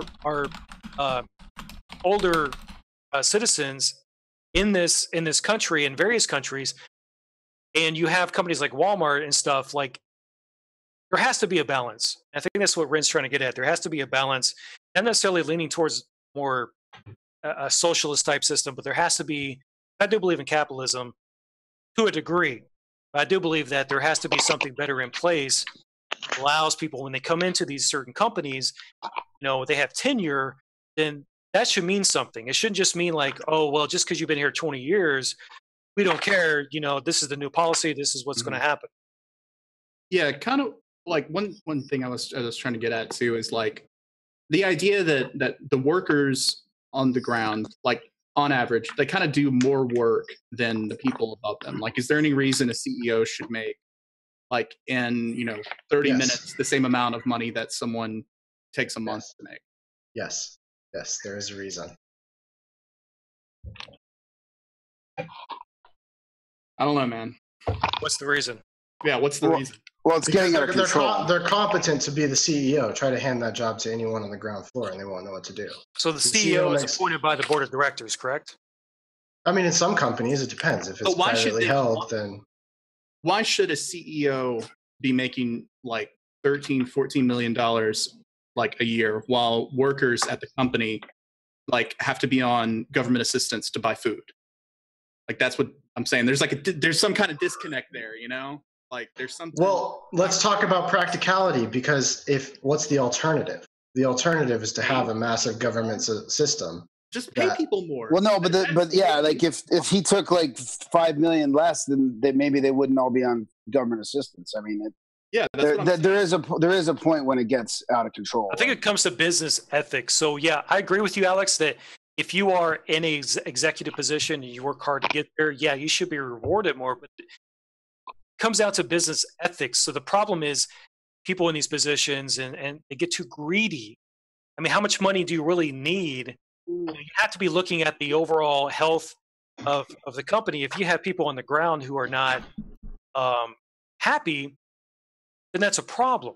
I mean, these people serve the shareholders.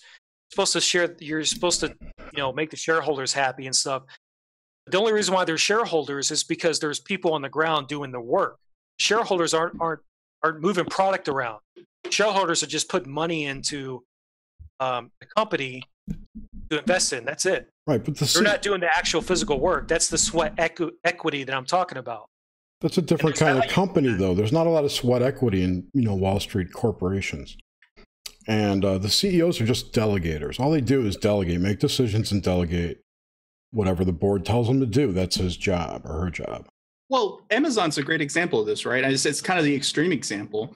But Bezos, is making what, like a couple $100,000 like a second. Yeah, so a minute. Yeah, and second. Like you've got workers in the actual Amazon warehouses.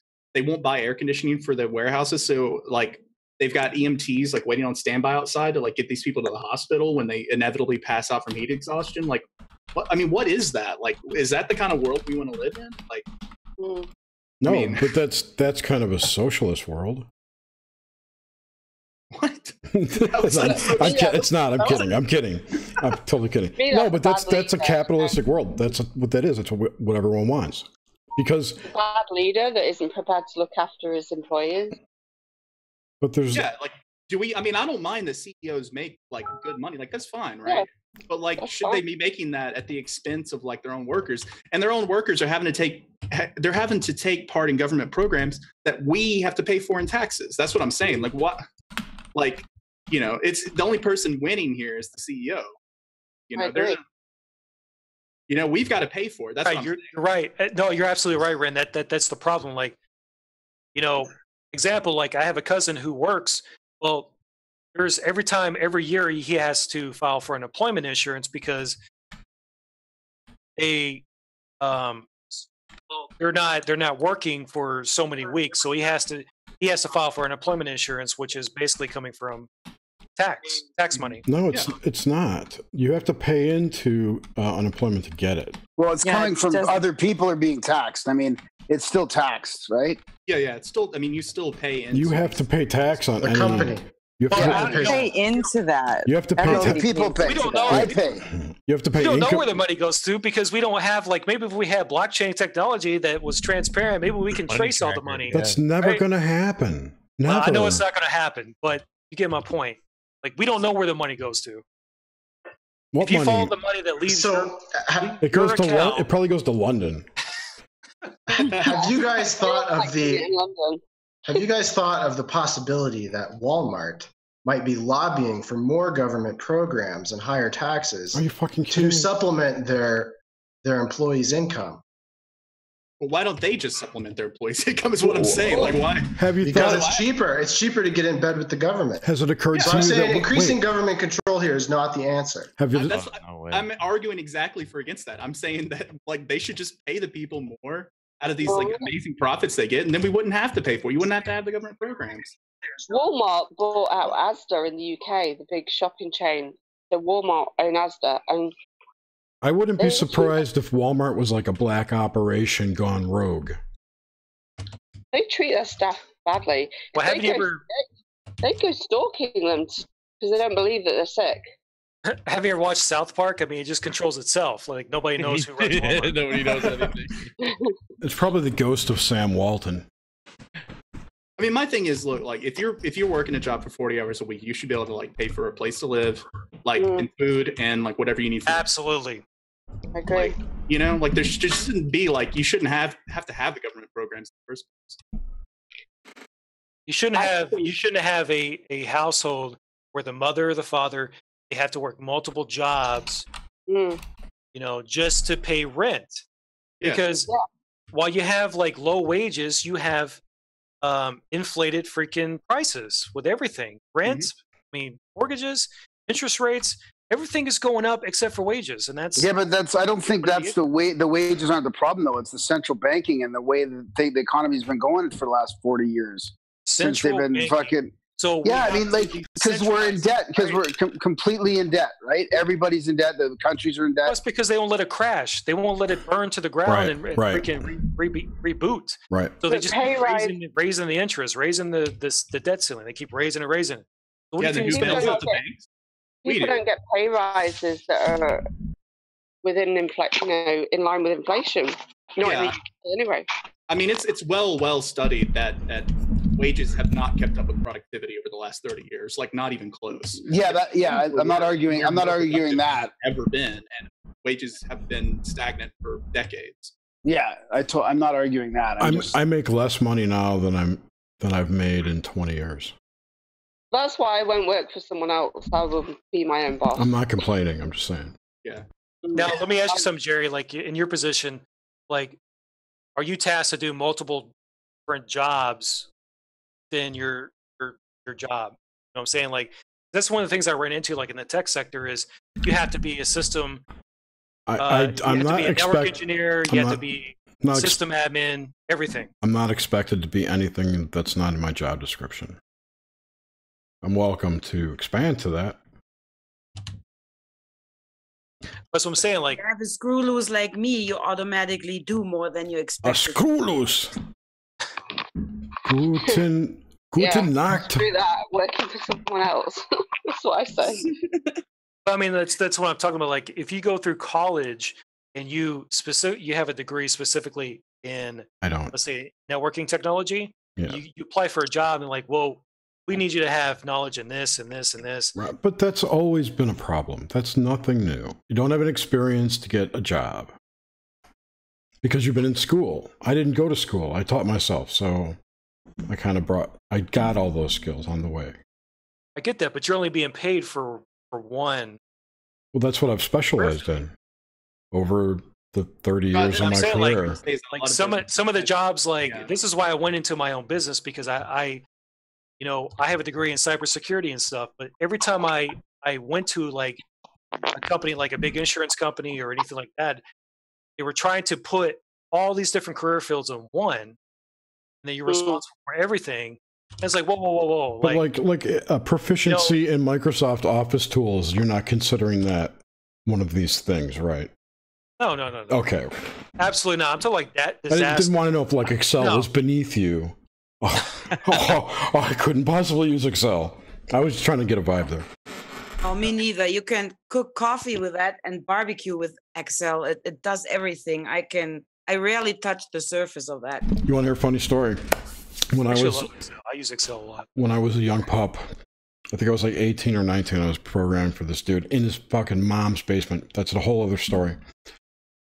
I saw a person in that company type a letter, like in the computer, in the program, Lotus 123.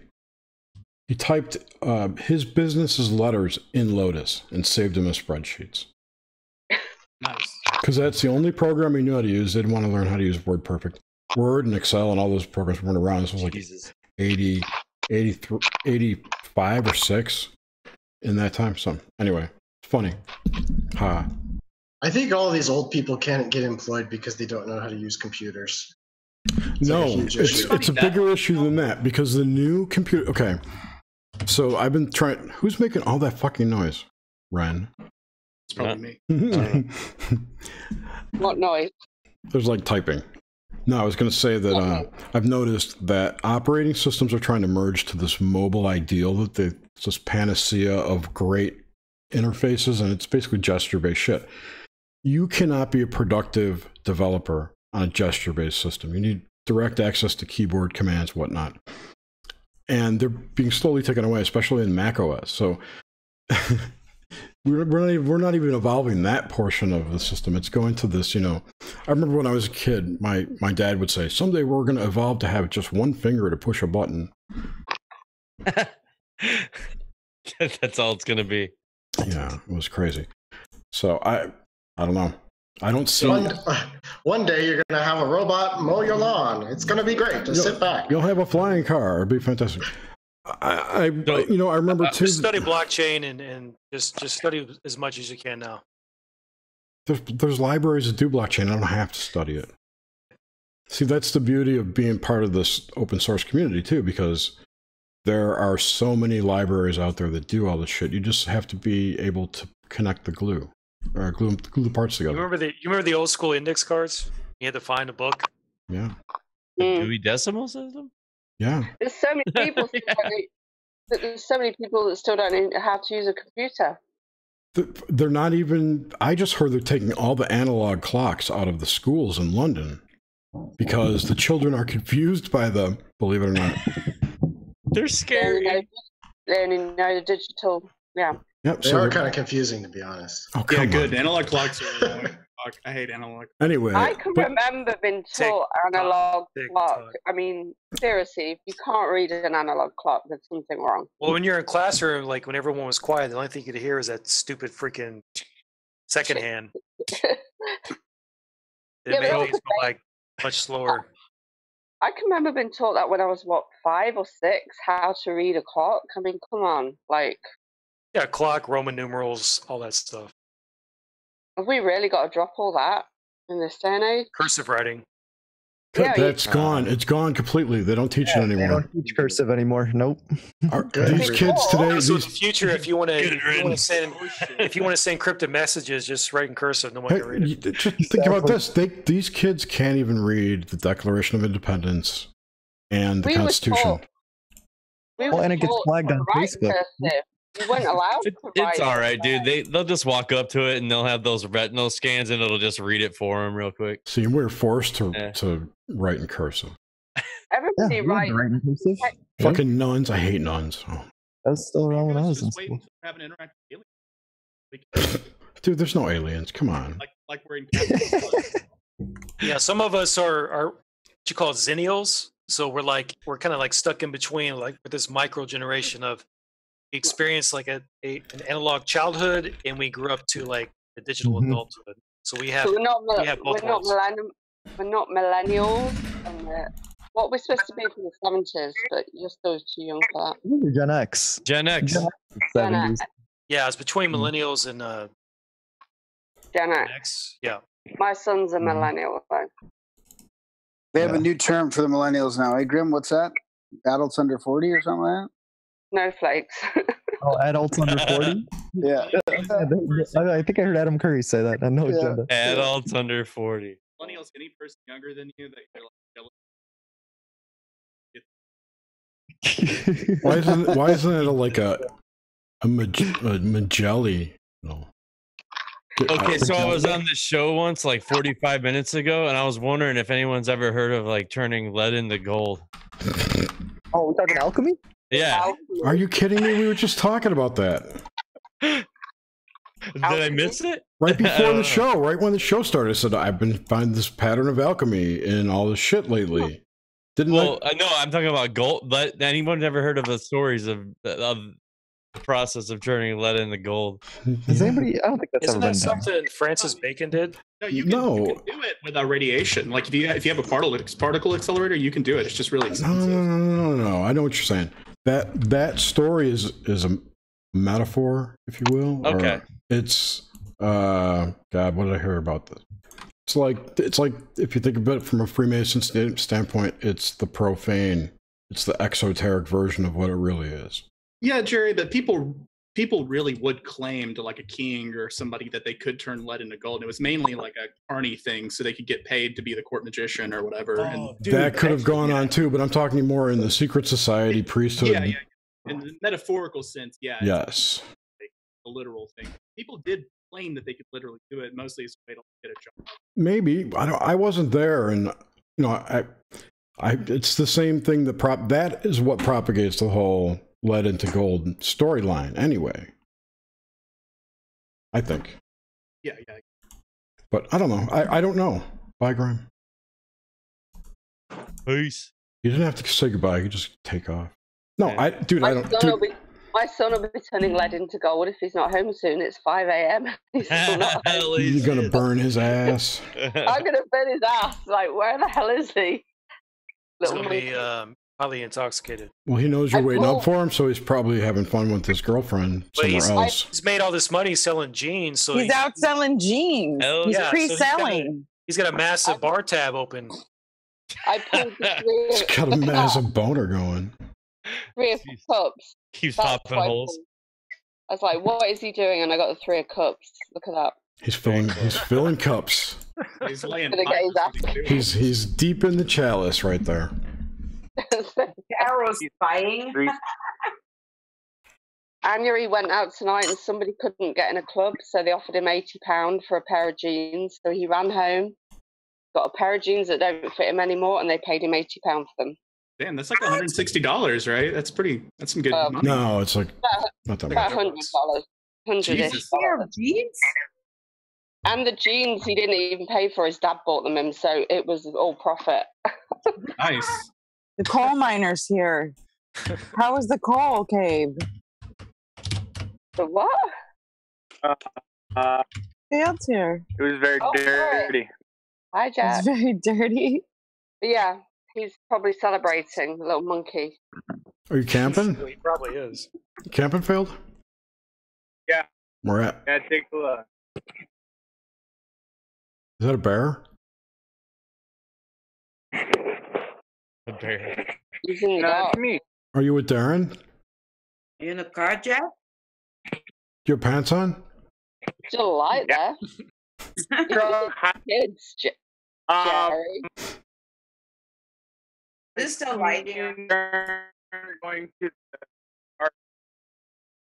We're losing you, buddy. Why can't you camp closer to a cell tower?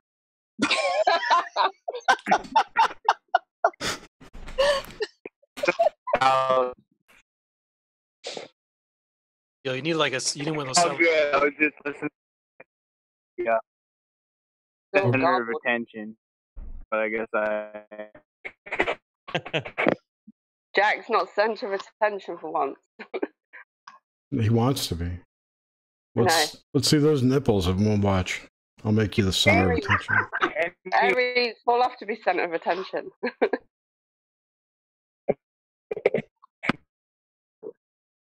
So what do you guys think of Strange Angel? I'm digging it. Yeah, it's great. I didn't read the book though, so that's probably I like I saw the dude from Scarlet Imprint, so I forget his name. Peter, whoever runs Scarlet, saying it's shit. Is it a program? This? Yeah, yeah, TV show. Yeah, yeah, it's a new show. Jack Parsons. Yeah, I've not watched anything. it's a TV Rocketeer. serialization of a novel of I guess it was biography. Strange Angel was a biography of Jack Parsons' life. They did a good job, like, you know, doing the throwback, man. It's pretty good. Like, I mean, every increment, you know, of it, scene wise, you know, the cars, everything, the ideas back then. It was really cool seeing their prototype rocket, you know. Yeah, the engine, yeah. Being laughed at for suggesting that rockets could fly, you know. Yeah. And just how he gets effed over every which way, yeah. So I mean, I find I know it's not the exact story, but I know the exact story, so I can see where it's been fictionalized. That doesn't bother me because I like to see someone else's take on things. Sure. So I think it's cool. I mean, last week they had a whole thing was about peyote and trip, you know, peyote trip. And, opening up that chakras, dude. Yeah. I posted that clip. Well, he was just getting initiated into the Thelemic temple, that was in Pasadena. Right. He got in, started talking with the military guys and shit. Yeah. Well, no, his neighbor was trying to get him to become join a new up initiate into the temple, which I think was an OTO temple. Yeah. Hey, wait, what time is it where Grimm's at? 11. It's 11th. 11 o'clock. Thanks, Dang Susan. it. What's happening at 11? I gotta sing again. Yeah, I know it's getting close. It's my birthday in an hour. Yeah, Grim Shirt and Oh, 33 in it's an hour. birthday. Yeah. Max Vision, that's not true. They don't push the Earth away. Max Vision, what's that? Rockets can't Yeah, I work. sang to him last year. Rockets can't work in a vacuum. It was on last year H.I.V.E. It You know, was, I know. Yeah, This Saturday. I think H.I.V.E. again. it's just like we're past a year anniversary. We did it on purpose, just so we could have it on your birthday again. My birthday? All right, on Grimm's birthday. Next week's your Yeah. birthday, right? No, it's in an hour. It's 1 hour. On the 15th? Why do I keep thinking 25th? I don't know. Who did you keep No. thinking is in? I either remembered it wrong or Vanessa was telling me wrong. My birthday's on the 25th, but you keep thinking it's in February, but it's in June. And every time you say it, it's like, oh, I thought it was February. You want to hear something weird? Last week, It's my birthday on the 25th in February. I might. Oh, I'll tell you about this later. that's so funny. Let's hear something good, Jer. I want to hear something good. Well, Jerry's is the 20th of February. Yeah, Right. Yeah. my slave birthday. Yeah. Birthday. Your slave birthday? Yes. I'm reading an article. Yeah, I'm That's- reading that article that Ren just It's the kind of talked day they about gave me my slave name. where they did turn lead into gold with using a particle accelerator. Oh Dude, maybe yeah, that's- yeah, but not in the fucking 1500s though. No, it's yeah. They're just saying it just comes at a steep cost, basically. Sure, they can make diamonds, too. But Oh, out of what was it? Like Carbon. battery. I've heard they can make them out of batteries now. That was just the making people that were saying they could make Cobalt 60 gold out of batteries. lead were just the counterfeit coin makers. Oh, dude, in the yeah, I was gonna 1500s. Yeah, I was gonna actually. We read this story of ancient, like, just these ancient stories. Like, it had to have been, yeah, probably what 2,000 years ago, whatever. These dudes were counterfeiting gold coins, like trading them and shit. Yeah, it was pretty crazy. Like they found the gold coins and they tested them and they were totally like counterfeit. I mean, they still do that in the Middle East. Yeah. Yep. I mean, I bought a Rolex watch for like $2. According to him, it was authentic. You could get that shit in Mexico. Rolly, too. rolly, You could get it in New York. You could get right. My dad got me a Rolex My watch. parents brought my dad brought me home all kinds of crap Here's like how the that. negotiation went. The jean sales on the corner in New York City, off Yeah. the charts. The negotiation was $5,000, and I said $2 sold. That's how it went. The whole bargaining thing has been lost. Like, can you imagine a millennial trying to bargain for something? Oh, barter and trade. Yeah, 20. get out of They'll town. see some Mexican guy in Cozumel, a $25 shirt. Okay, He give you $20 for one chiclet. gracias. Yeah, the bartering has just not disappeared, hasn't it? I barter in fucking restaurants. I still barter. You're gonna charge My me mind's at $8 for these 3 pieces of barter at calamari? restaurants? You bitch about the food. You Yeah, compare the but- price to your portion or whatever. You could go, or the shittiness of it. Right. There's a lot of way Yeah. to bargains. I mean, I guess the only thing I guess like with steaks and stuff, I guess I'm kind of about that. It's like if I order medium rare and it's not medium rare, it's like no. I've sent back steaks at Ruth Chris. This is too well done. Pff, bring me another one. Yeah, I've had that happen. They do. I've sent drinks back that were wrong. It's $100 steak. I'm not gonna let I want it the way I want it. It's a $100 steak. Steak is worth $100. That's insane. $100. If you cut it, Yeah. That's the No, dude, that's the, no. That was my I'm past just life. hacking. I'm In just my hacking. past life when I was. Past Yeah, life of getting ripped off steak joints. Yeah. Honestly, When I had credit cards and No, could, there's some steaks that are worth $100, Grim. yeah, no way. Wow. Yes. it wasn't $100. It wasn't. I will never believe that. It was delivered in a blue Close to bubble. it. Their fillets were I've had an $80 steak and it was absolutely worth it. Their steaks are $48. I think it was. I'm mixing with the wrong guys. They're not that I eat steak, but crazy. I had Filet mignon with Restaurants more are cognac making sauce. hand over fist. I just have the salad. I like Bernays. Well, they have fish and they have chicken, but I don't eat birds, so No Only birds. women. No, I would eat a woman. Female. You don't eat bird? Do you eat I crow? have no problem with Human that. bird. Human bird, I eat all night long. Oh, I lost my signal. I think the most expensive dish I had was like $350 for a meal. That's Wow. insane. That was in Vegas. That's where I had. It was Bobby Flay's restaurant. Cost me $350 to eat there one night. That's Jesus. like half my rent for the month or more. No shit. Bobby Flay would have to pay me to eat in his restaurant. Oh, you know what else sucked? At Wait, that groceries restaurant, you get for $350? they would not No bring. kidding. They would not bring you salt and pepper. to live on a month after I paid everything. I think I got like a $400 meal from the Marriott in San Francisco. You But got like, no, I didn't have to pay for it. Yeah. It was part of the trip, so like I had a coupon to get like whatever I wanted. So I just got all the most. $400. Marriott, I like Marriott hotels. I mean, some of San the Francisco's nice. That's I mean, it was wh- like downtown. That's where apparently all the astral fuckery goes down. but typically, like if you It go was to at the Hyatt. restaurants, I definitely threw up in the lobby, so that's some astral. Yeah, that'll work. Yeah, some Okay. astral projection. if you pay, It was the Hiltons. Never mind, it was Hiltons. I like Marriott. if you pay for like a $400 meal, typically it's like a 4-course type deal. Yeah. You know, you get like the best desserts and all that stuff comes with it. Yeah, they better. Wait. Wait. I've never paid that much for a meal ever. There used to be a restaurant in the basement of Caesar's Palace. It might still be there, and I don't know if it still does this, but 20 years ago, it was called the Bacchanal Room. It was like you had to make reservations and be a high roller to get in there, which my dad got in somehow. And it was a multi-course meal, pre-free, whatever they call it. I think it was $150 per person, but there's like all the wine you can drink. You got a woman rubbing your neck and head and shit all night long. Hot towel?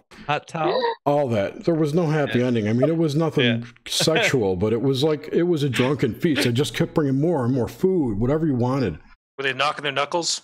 Was there some pizza for dessert? No, I don't Jesus. even remember. No, just hot but dogs. there was hot dogs, yeah. No, I don't remember what the food Did you get was. the walnut sauce? Yes, I did. God. After I banged him against the Cream wall. fresh. Oh, dude, we figured out what that email meant from Podesta. So you know the one where he's, Oh, jeez. you know, the lawyer is talking, or not the lawyer, the realtor is like, yeah, the realtor found Going a, to the pool? No. No. The realtor found a handkerchief with a pizza map on it. Yes, And- in Hawaii. No, that's something else. This Keep is a going. different one. Okay, So The map? I remember pizza this. map on a handkerchief. What the fuck does that mean? So it's proof that they're speaking in code, right? So the idea that John had was that MAP stand for minor attractive person, Yeah, I've heard and, that. and handkerchief is a photograph. Right. Because why would a realtor care about like a little? What if it's a handkerchief? cum stain? Yeah. It What could if be. it's a- That's what I thought too. A cum What if stain it's on a it. Yeah. DNA profile? I mean, it could be a jillion of. It could be It's a fucking. map, yeah. It could be Coke, and your dealer's phone number is a map. You know. I think it stands for Massively Agile Panther, and they were panther hunting. Maybe. Is everything related to sex with you guys? How about No, just John Podesta's emails. How about Yeah. a mentally augmented plebeian? I've looked Nobody at has your that many weird conversations about pizza. I want you guys all to search your inbox for pizza. I guarantee you. It's on No. Domino's.com. Your order is ready. None of it's like, you're missing your pizza scarf. It has a Hot map and on fresh. it. You're right. They were talking in code, right? Yeah. Why would they? Okay, so if it was about kids, why would they even try to hide it? Because it's never like stopped. They've never tried to hide it before. I mean, fucking Jeffrey Epstein Go. on his plane. I mean, like It was hidden. They found it. Nothing else has been exposed. It's not. It was called the Lolita. Everyone knew. That's. I don't think they knew that had a before he nickname. got busted. He has the most addictive life path number, John Podesta. Sex, drink, drugs, rock and roll. The dude's creepy AF. There you go. Well, I I think mean, he's mostly just a dumbass. I mean, He's a demon. Now I'm on the internet forever saying that, you know, what I think about John Podesta's cum stain. Disgusting. But here's the okay. You So brought it up. I No, didn't. when you talk It's your about demon. when you talk about John Podesta, and you talk about the facts surrounding John Podesta. So let's not talk about John Podesta. Yeah, let's not. Hold on. Let me just make this point real quick. The facts are that the paintings that he has. That's his brother. His brother. So those were his brothers. Tony. Yeah, but he was an admirer of them. Paintings. What I'm paintings just saying, did he have? if he was a nobody, you walked in someone's house and you saw something like that, you would naturally think that something is really fucked up with them, right? I don't know, man. Libs have really fucked up taste in art anyway. I had some friends. I'm just saying. Like I think it's part of their programming. They had like pictures of disasters for paintings in like their house. They were just like they were just hipsters, you know. It's just like, man, it's hipsters so deep. Sure. Like, no, they're fucked up. So cool and edgy to have 9/11. Like, I mean, Jordan Peterson's the same way. He's got all those fucking paintings of like Soviet blogs and stuff, and like when they just like all the paintings in the Denver airport. Yeah, he was just like, it just helps remind me what social. Am I wrong? I think I heard they painted over that. If you knock, hey Suzanne, if you knock 3 times on a specific wall, it opens up. Knock 3 times on that wall. No, I'm just kidding. I don't know. If you knock 3 times on the right wall, and a haircut. Boyd Rice. Twice on the pipe. If the answer is no. I wouldn't want to look at that sort of art every day. It would be so depressing. Yeah, I'm out. Yeah. I would totally have to cover it up. I wouldn't even have it in my home. I just assume he stands in front of it and jerks off. I don't know. Jeez. But guys, John Podesta was also on the first episode of the new season of Ancient Aliens. I mean, come on. That's the reason Hillary lost the election, was because she was going to expose the ETs. I'm just gonna fill in what Nomad would say. It's all a distraction. That's accurate. And what does that mean? I think ultimate conspiracy theorist cop out. This is all a distraction from the real stuff. What kind? What, you know? It's the Smoky Man effect. It's like Fox Mulder. He keeps getting redirected and redirected. Yeah. The other conspiracy theorist cop out is like, that guy's co-op. Like I agree with some of what he says, but he's co-op. What does that mean? He's co-opted. Co-opted, like the government has taken control of him. And yeah, you got their family or something. Yeah. Either that, or it means that you enjoy. Who are we talking about? Co-op, like co-op this motherfucker. Are we talking about what did that even? It means you enjoy artisanal jams and and artisanal cheese. Yeah. I love getting co-opted. So John has joined us with Trump Baby. Welcome, guys. What up? You joined us? Oh, you have to look on the stream. It's a joke. You have to, if you watch the stream, we have 2 extra guests in the Zoom. Oh, you put in, okay. Oh yeah. Now, what is that? What did the 14 in the fish mean? I never looked into that. I don't know. It was a distraction. Somebody linked it vaguely to some cult. Or Marty Leeds did a thing on it. It was a spell. It was like a Nexium thing. I don't know if it was Nexium. What was the mainstream media narrative on it though? Because didn't they say it was like for some charity or something? Never discussed. They had no narrative on Pizzagate. It was never brought up. It was hoaxed immediately. They dismissed it. Well, Pizzagate went kind of far, you know. They kind of went crazy. I think. But I think it was taken crazy by those who took over the movement. Somebody found something legit. Somebody found something legit, and then, like, if you want to call it the deep state, infiltrated and took it too far, and discredited everything. Like when they started tracking down James Alefantis' pig farm and like thinking that's where they were dumping the bodies, like that was a little bit far. When the actor from IMDb walks into the place and shoots one bullet that deletes the computer's hard drive that had this supposed evidence on it. Yeah. And it bounced off the floor. I mean, if you read that shit, it's like it's a fucking Hollywood script. He's out of jail. He's already out of jail, by the way. The problem I've always had with that shit is like, what did he is ever there go? to hide though? Like, no one's ever taken the time to hide this stuff before. Like, it was known that like Roy Moore was into girls. He got banned from the fucking Gadsden Mall where I grew up, like because he was trolling for little girls there all the time. Like, because these motherfuckers don't ever try to hide this stuff to begin with. Like, there never was a conspiracy. Like, they just do this shit in the open because no one will do anything. Well, people are paying attention now.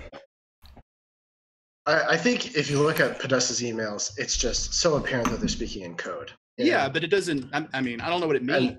At that level, there's a conspiracy.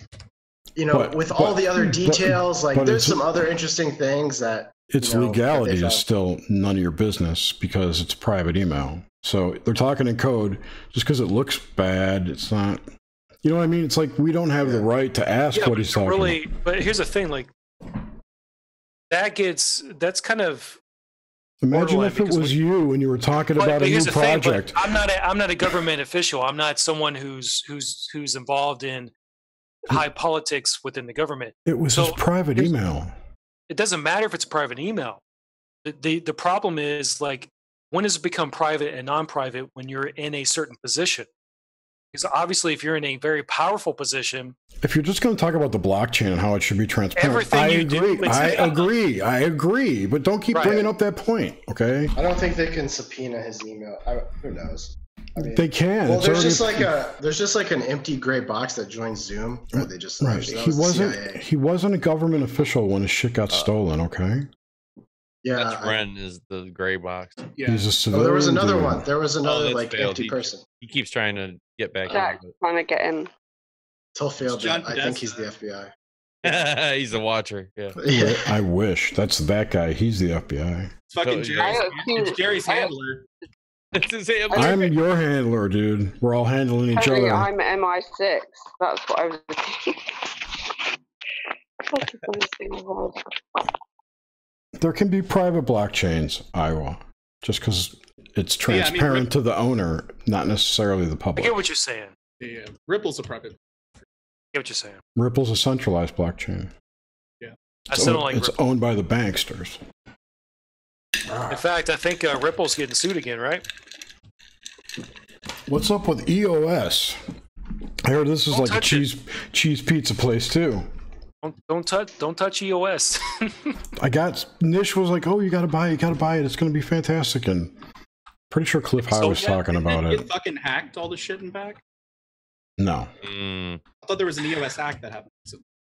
No. Or some kind of major vulnerability was found. Just the process of registering your tokens. There's so many tokens have already been lost because people missed the deadline and stuff. So. Well, that's their own fault. They were letting people know a year in advance. A year. I understand that, but there's it's one of those things like, okay, so when you have like a process dealing with a specific token like this constitution, all this other stuff, it has to be very transparent. That might be the case, but they don't really. I feel like they've dropped the ball in several things in this project, and that's why I haven't touched it from the beginning. I don't know anything about it. I bought it blind because I was told it was a good deal by someone I trust. And she thought it was at the time. We didn't know about this shit. She did research it all. You can make some money, yeah. It's going to go back up. Absolutely. But I think in the long term, I think the project's going to fail. Oh, yeah, probably. The Ripple blockchain might succeed, but the token attached to Ripple is basically not going to do anything. It's going to be the SEC is going to come down and say it's a security because it's not a utility token. So if you invest in Ripple, you might want to make sure you do a lot of research in that. So what's the best long-term investment for crypto right now? Litecoin. Bitcoin. You buy your best bet if you want to invest money and consider gambling at this point. Buy some of everything. Buy a little Bitcoin, Litecoin is an obvious. Bitcoin, Litecoin, Ethereum. Yeah, Bitcoin, Litecoin, and Ethereum. Yeah, all three of those would be. I would do 33% of all. If you want to look at upcoming projects that are going to be really good, you want to look in. PayPal. PayPig. PayPal. You want to look into Digibyte? I have PayPal. It's Stellar Lumens, Ethereum Classic, and Cardano. And Vice Industry Token, VIT. There's a lot of good projects out there, but the main three you should probably put 70% of your assets in, your money, is Bitcoin, Litecoin, and Ethereum. The VIT token, the Vice Industry Token, is going to be the coinage used on porn sites across the internet someday. Wait, that's already Verge, isn't it? It's a new one, and you can watch. They'll pay you these coins to watch their videos too. Verge partnered with was it MindGeek? who's owns Pornhub. I don't know. I won a contest on Twitter and they gave me 5,000 coins, so I hope it goes high. Wait, what coin is that? VIT. VIT. Yeah, I know Coin, like you, Leo linked this in my chat, but that Coinbase is thinking of adding, or is looking at adding ADA, Cardano. Yeah, here's, dude, this is weird thing. Like, I was at my aunt's house. I was trying to get my uncle, like, I was trying to teach him how to invest in this stuff. He's, you know, he's in his 60s, so he wants to get into crypto. So the exact time I was trying to get him to trade for Cardano and Stellar, I saw the massive green candle. I'm like, whoa. I was like, what the fuck? I was like, what the hell is going on? Like, it just jumped. Yeah. Like, we were trying to buy this, and then, like, I saw the news, like, they were talking about, like, listing it on Coinbase. I'm like, holy crap. That's pretty good. Yeah, I hope it does, because I've got a pretty decent sized bag of Stellar and Cardano. So we'll see. And I got some Zcash, too, but not as much. Zcash has been pretty expensive for a while, though. I mean, it's a... Yeah, BAT. Yeah, BAT. I traded some BAT last year because it saw some pretty good price action, but I don't have any right now. Yeah, so I mean, here's the thing, like, if you want to start investing, like, you know, buy whatever you can in Bitcoin. Litecoin is a good one. And then if you want to, you know, if you throw a couple $100 into, like, Digibyte and some of these other projects like Cardano, Stellar Lumens, I mean, because they're so cheap right now, like, you're going to get quite a bit for your money. Yeah.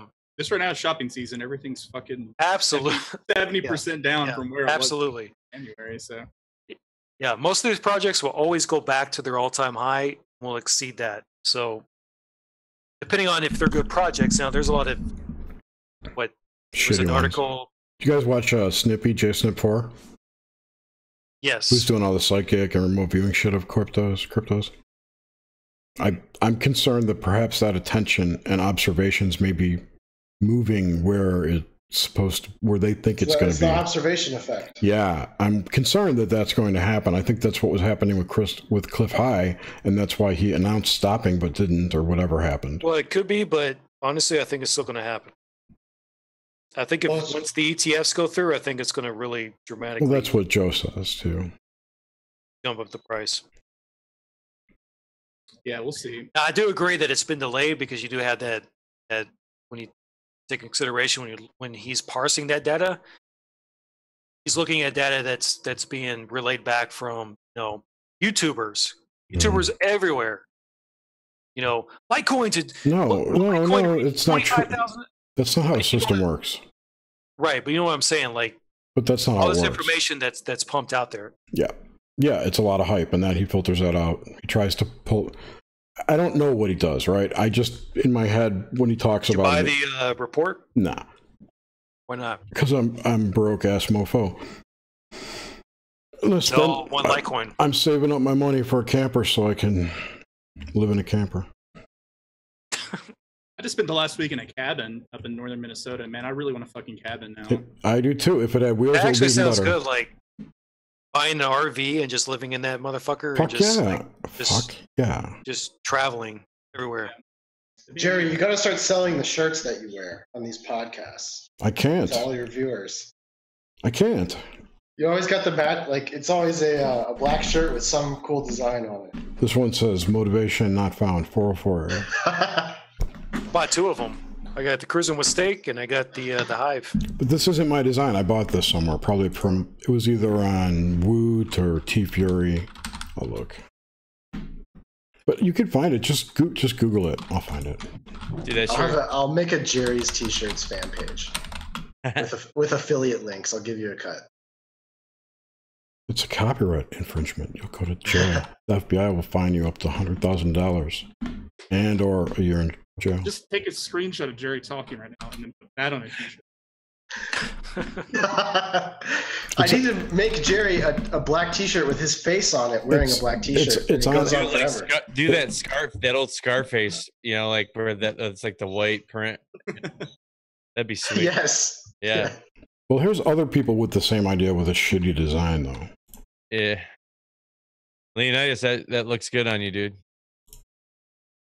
Yeah, like the colors. Oh, dude, yeah. I I'm should like, put my shirt. I'm gonna go change in a I second. just keep thinking, like, I went through like The shirts I Yeah, I sell for $14 if anybody wants it. I better go and get one.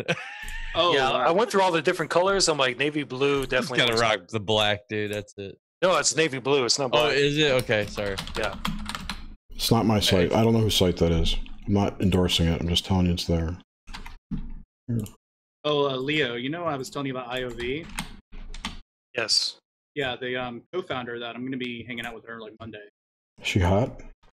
She's pretty good looking, yeah. What's her company? Oh, IOV. Are No, you I mean, gonna like, what do they produce something or? It's a blockchain thing. Okay. You gonna have her on a podcast or something? I don't think so. He's gonna have her on the desk. She's in town, or she was in San Francisco because she was getting some VC funding from different people, and she's going to make a trip up here. Oh, my daughter's up in Minneapolis this weekend. Nice. Cool. Minnesota? Yeah. Well, definitely let me know how that goes. Yeah, be fun to talk to her about some stuff. Absolutely. Some insider information. Yeah, do some insider trading.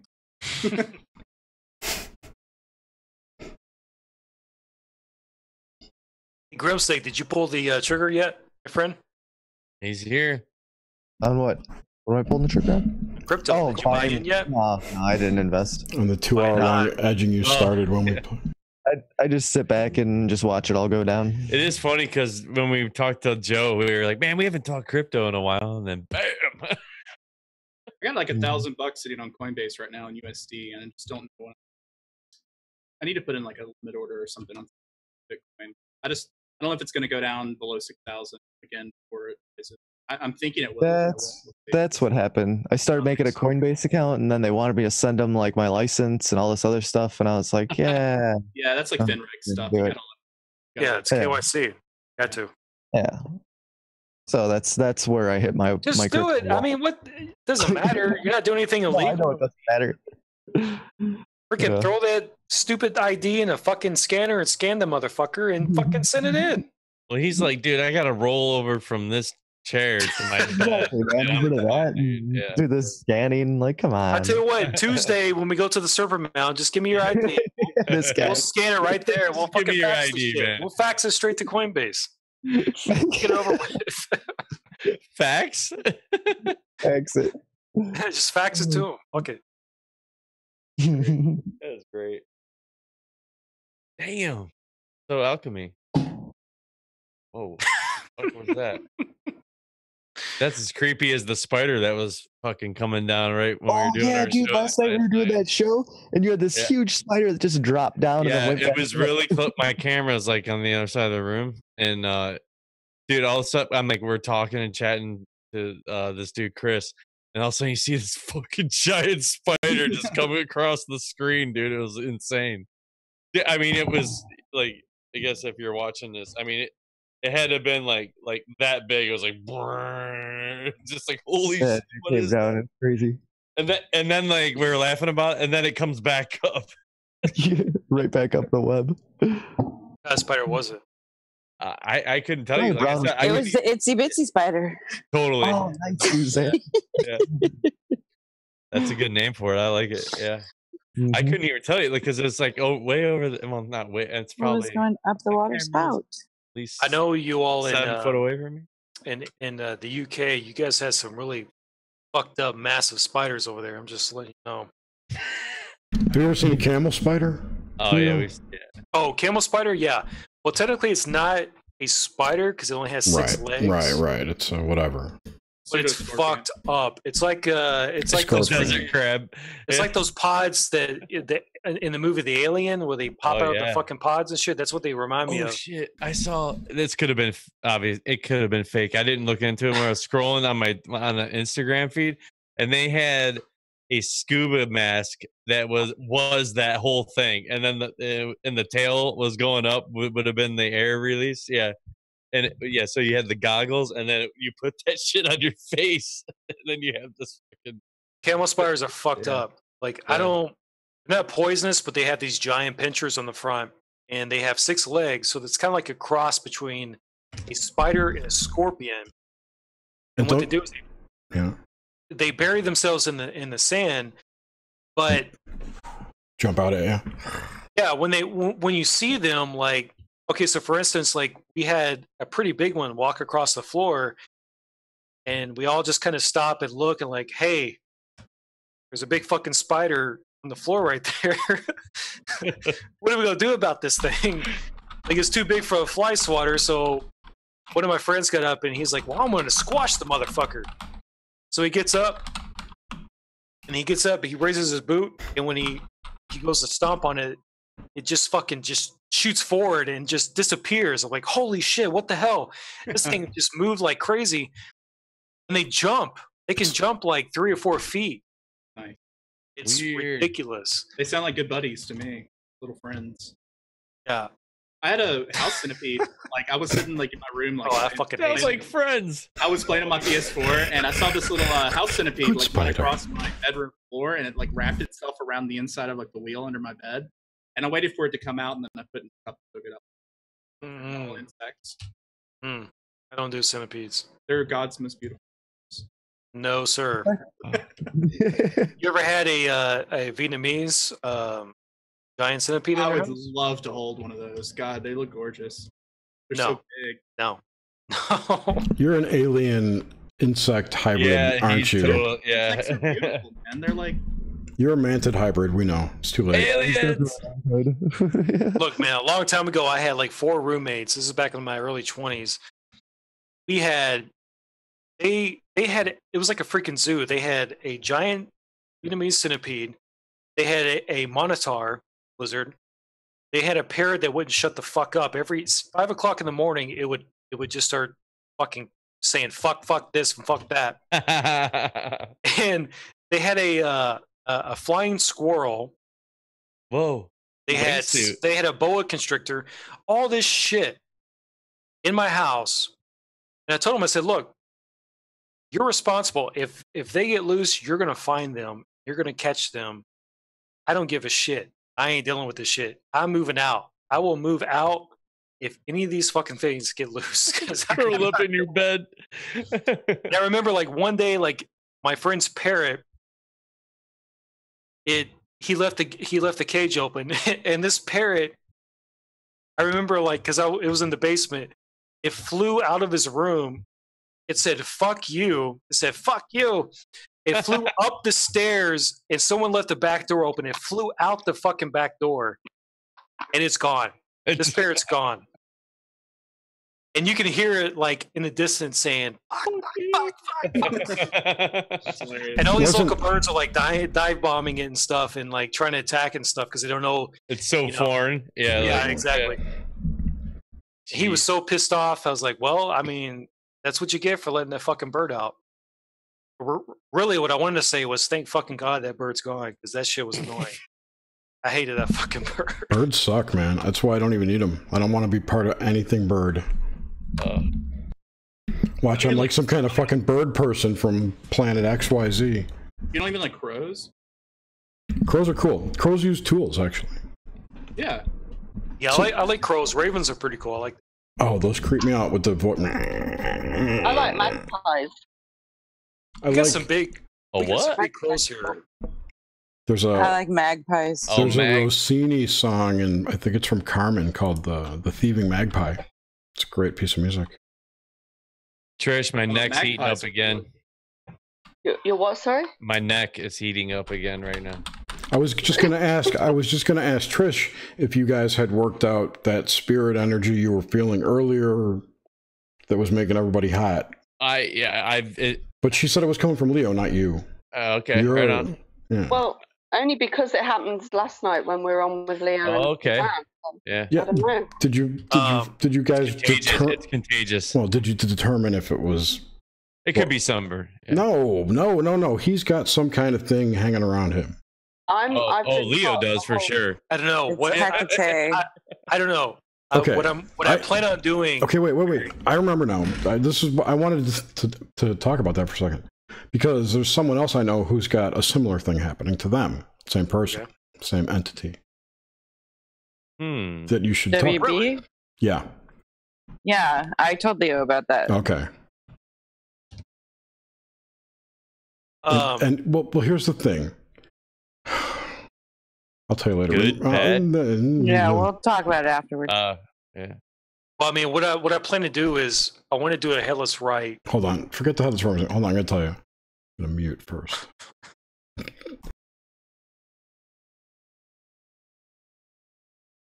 Okay.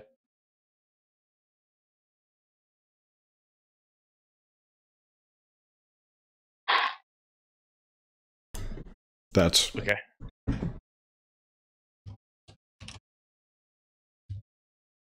So, not a bad thing. Yeah. No, I see her as good. Yeah, I'm sorry, people, for that. Oh, they're talking about robot rape. I know. What are they talking about? Robot rape. We'll talk about that next. Why am I not in the chat? Jesus. Robot rape talk. I need my The Grenade had a Yeah. dream where a cyborg, I have to read back. Cyborg chick raped him. He had a dream of getting raped by a robot girl with hypnotic screens for eyes. Last night freaked me out, dude. Holy crap. Oh, crazy dream. And I said, was the sex hot? And he said, he ran the fuck away. I said, oh, it wasn't consensual. Blah, blah, blah. Robot chick Did you with sign the waiver? I asked if it was a robot chick with a dick. And he said, I hope not. He didn't remember that part. That sounds like a YouTube chat room to me. And then I was complaining that I can't really imagine being raped by a woman that wouldn't suck. That would suck. I mean, Yeah. I was saying it's more my programming as a male. I mean, rape is always against a woman to me. I can't imagine being raped. Except, like, you know, by people in prison, other guys, that I can totally get behind. Or not really get behind, but understand it. Theories I like to get behind some of that. I push back.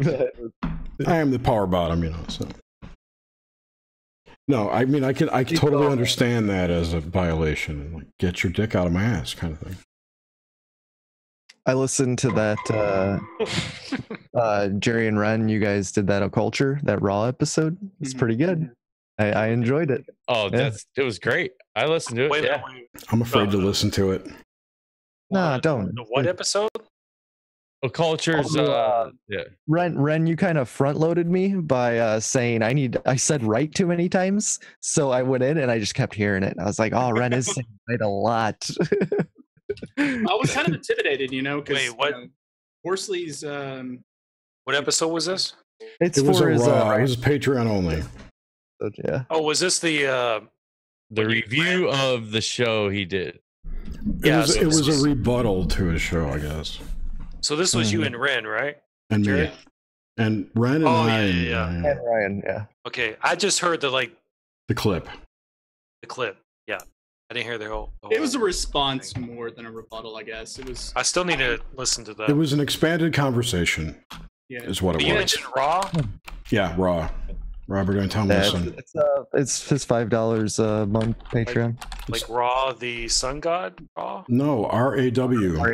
Like uncut. Just raw chats, you know. Like- Oh yeah. Like a Kinda dick like what we in do your when ass I in hit the prison. button. Raw. Gotcha. Rules as written. There you go. Right.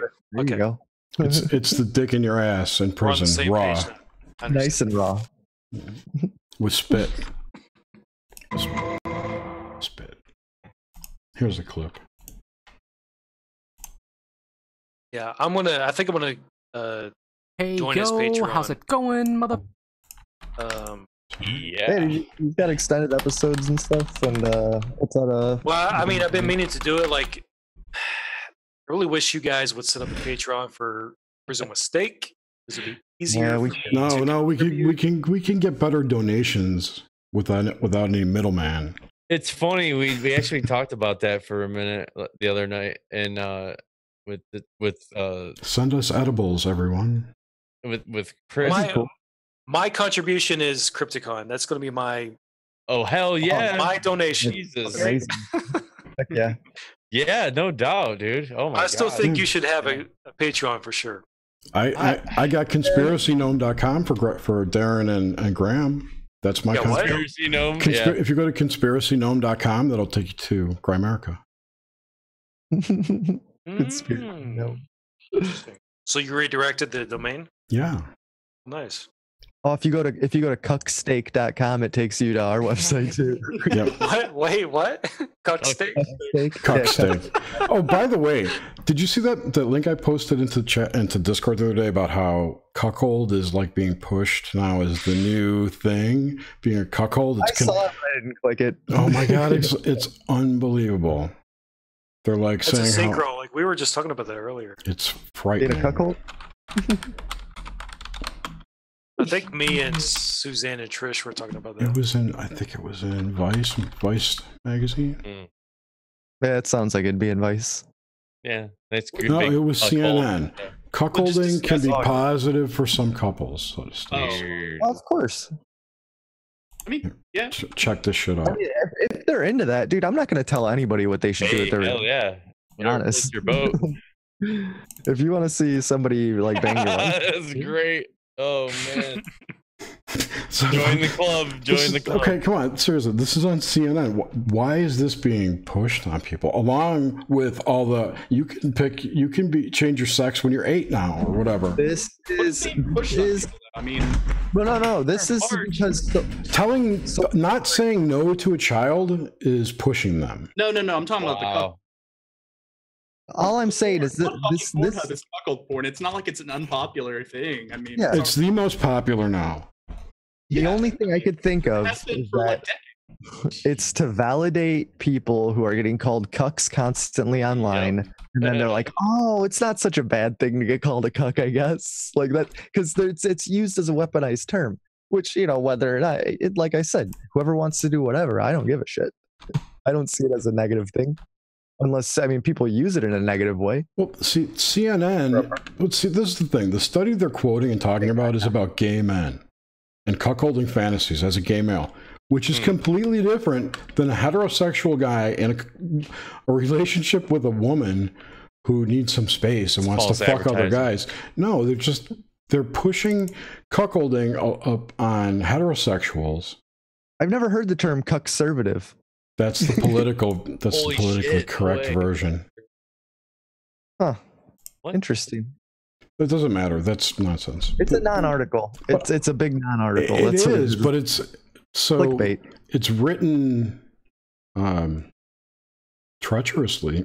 I mean, it's designed to push you towards that. References in cuckolding appear in literature as early as the 13th century. Yeah, it's in Shakespeare. Yeah, it's in Shakespeare. It's used as an insult in Shakespeare. I mean, it's not. What? Yeah. Wait. It's a Mandela effect. It's a Mandela effect.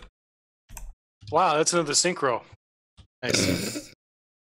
Dude, the synchro show was last week or 2 weeks ago. Right. Should have made it this week, Jerry. I don't tell you. I almost did. Because the synchros have been. Today's date is 3/7. Absolutely intense. Do tell. We were just talking about Shakespeare and Macbeth, and that all ties into. Oh yeah, that's my favorite Shakespeare. And how Suzanne is reincarnated Lady Macbeth.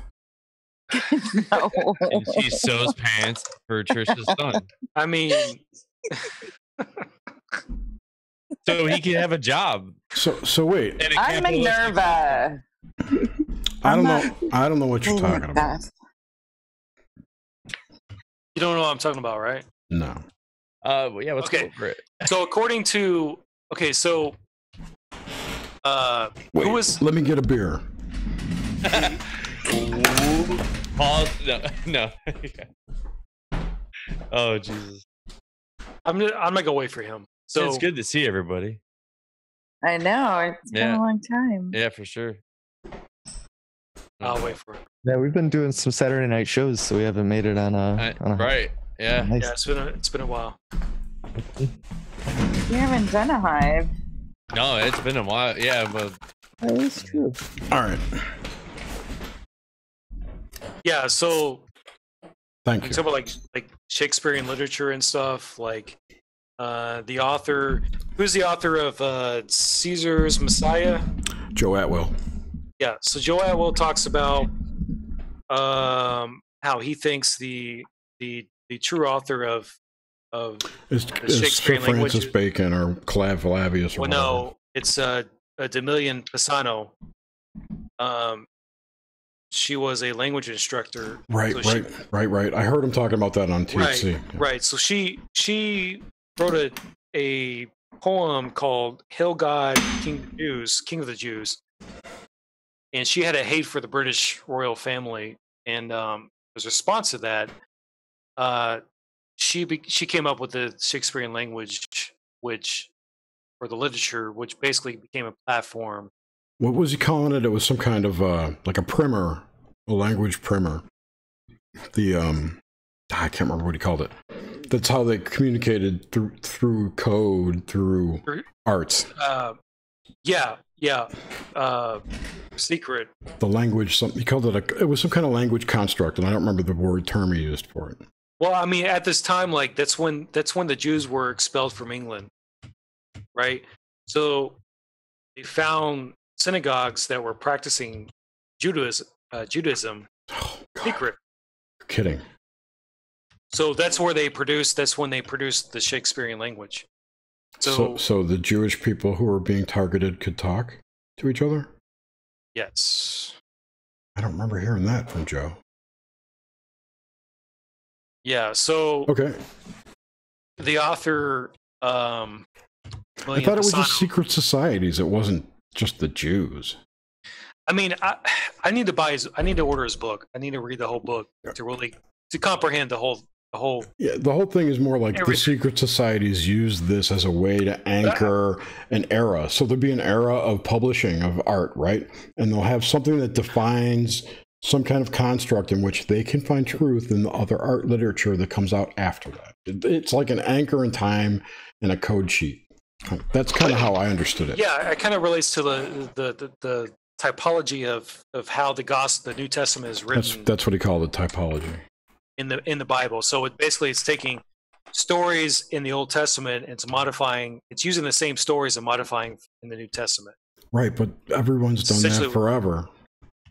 There's only seven. Right. There's only seven fucking plots to write stories about. But that was his point, was correlating that information with Jesus, the Messiah, and how really it's just a control mechanism to keep people as slaves.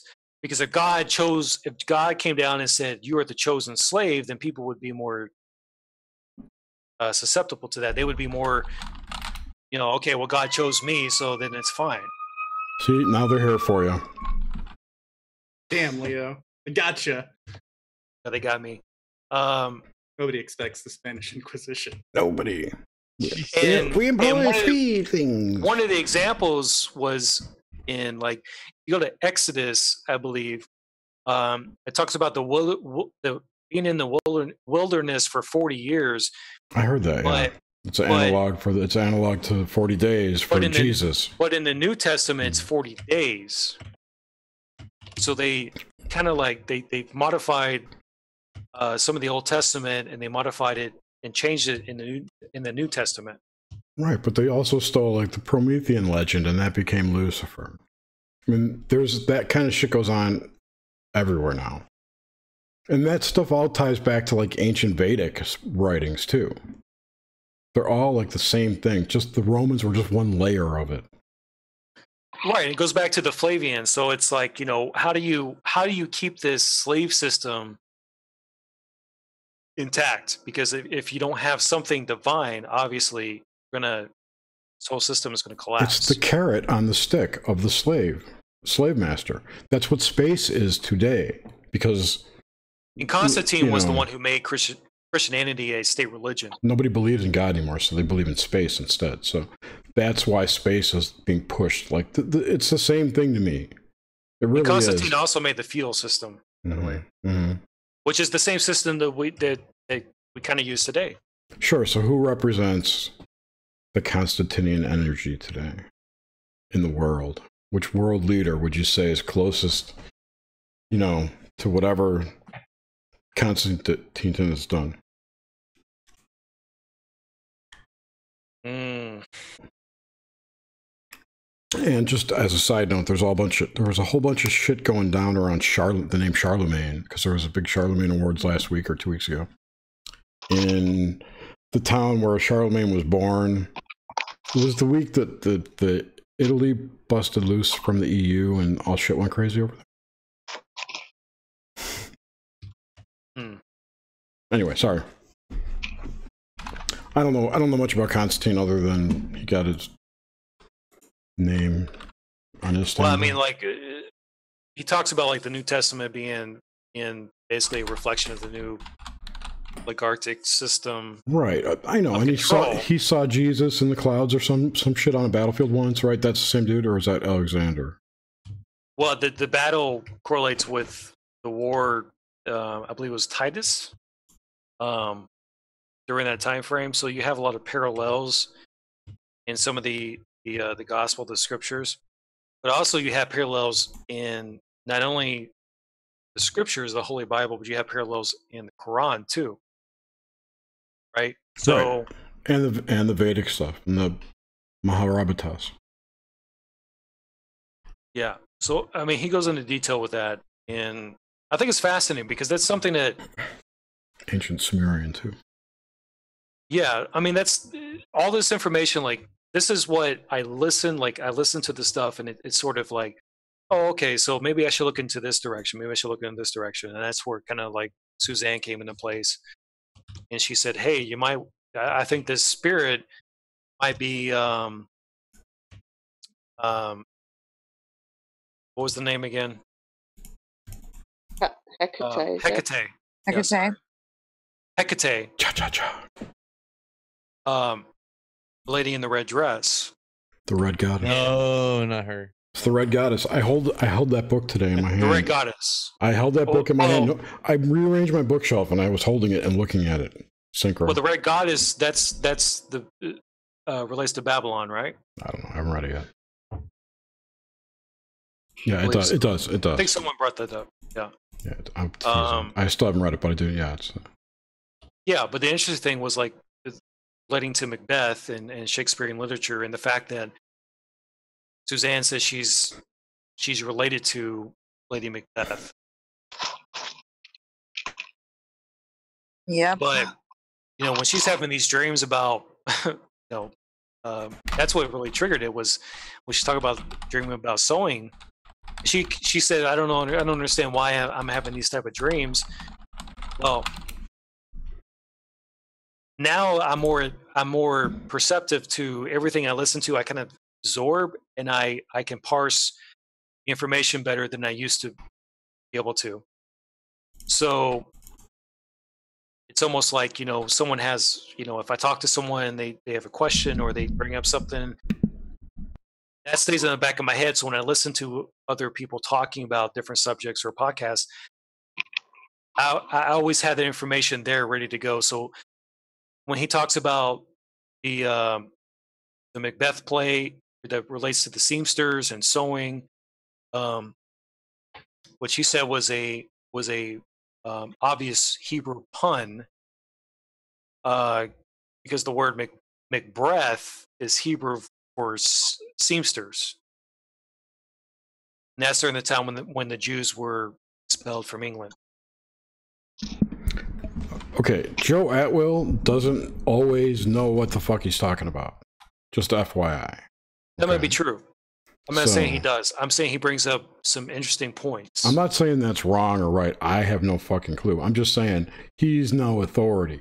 He's just researched. Well, I mean, and just because that correlates doesn't mean it was used for that manner. That's all. He's looking back at a pattern and saying, "Oh, it must have been done for this reason." Right. When there are probably many reasons, or not done specifically as an insult to someone. But like Jesus, like when you're talking about Jesus Christ, like isn't that true? Like there's no record of him in any type of Greek no. Like history, anything? Like there's nothing that the only record of him is the Bible. Just the Bible. No. There are records of Jesus's. Like specifically, I think one of the things that Joe Atwill talks about is that the whole part in the Bible about there being like Jesus being fishers of men, it's sort of like a joke, because his thing is that his theory is that Josephus wrote right. So like there was a Jesus from Nazareth who was who took part in Yeshua. Yeshua or whatever, who took part in some rebellion. And there was He was an uppity Jew. There was a part during that where him and his men were killed by Roman legionnaires in the Sea of Galilee, like they were on the shores of it, whatever. Not crucified. No, they were killed with spears, and so they were sort of being fished, but they were fish, and the Roman legionnaires were fishing for them with their spears. And so the whole him being a fisher of men is like supposed to be kind of like a darkly ironic joke about that event. And that event is like yeah, totally.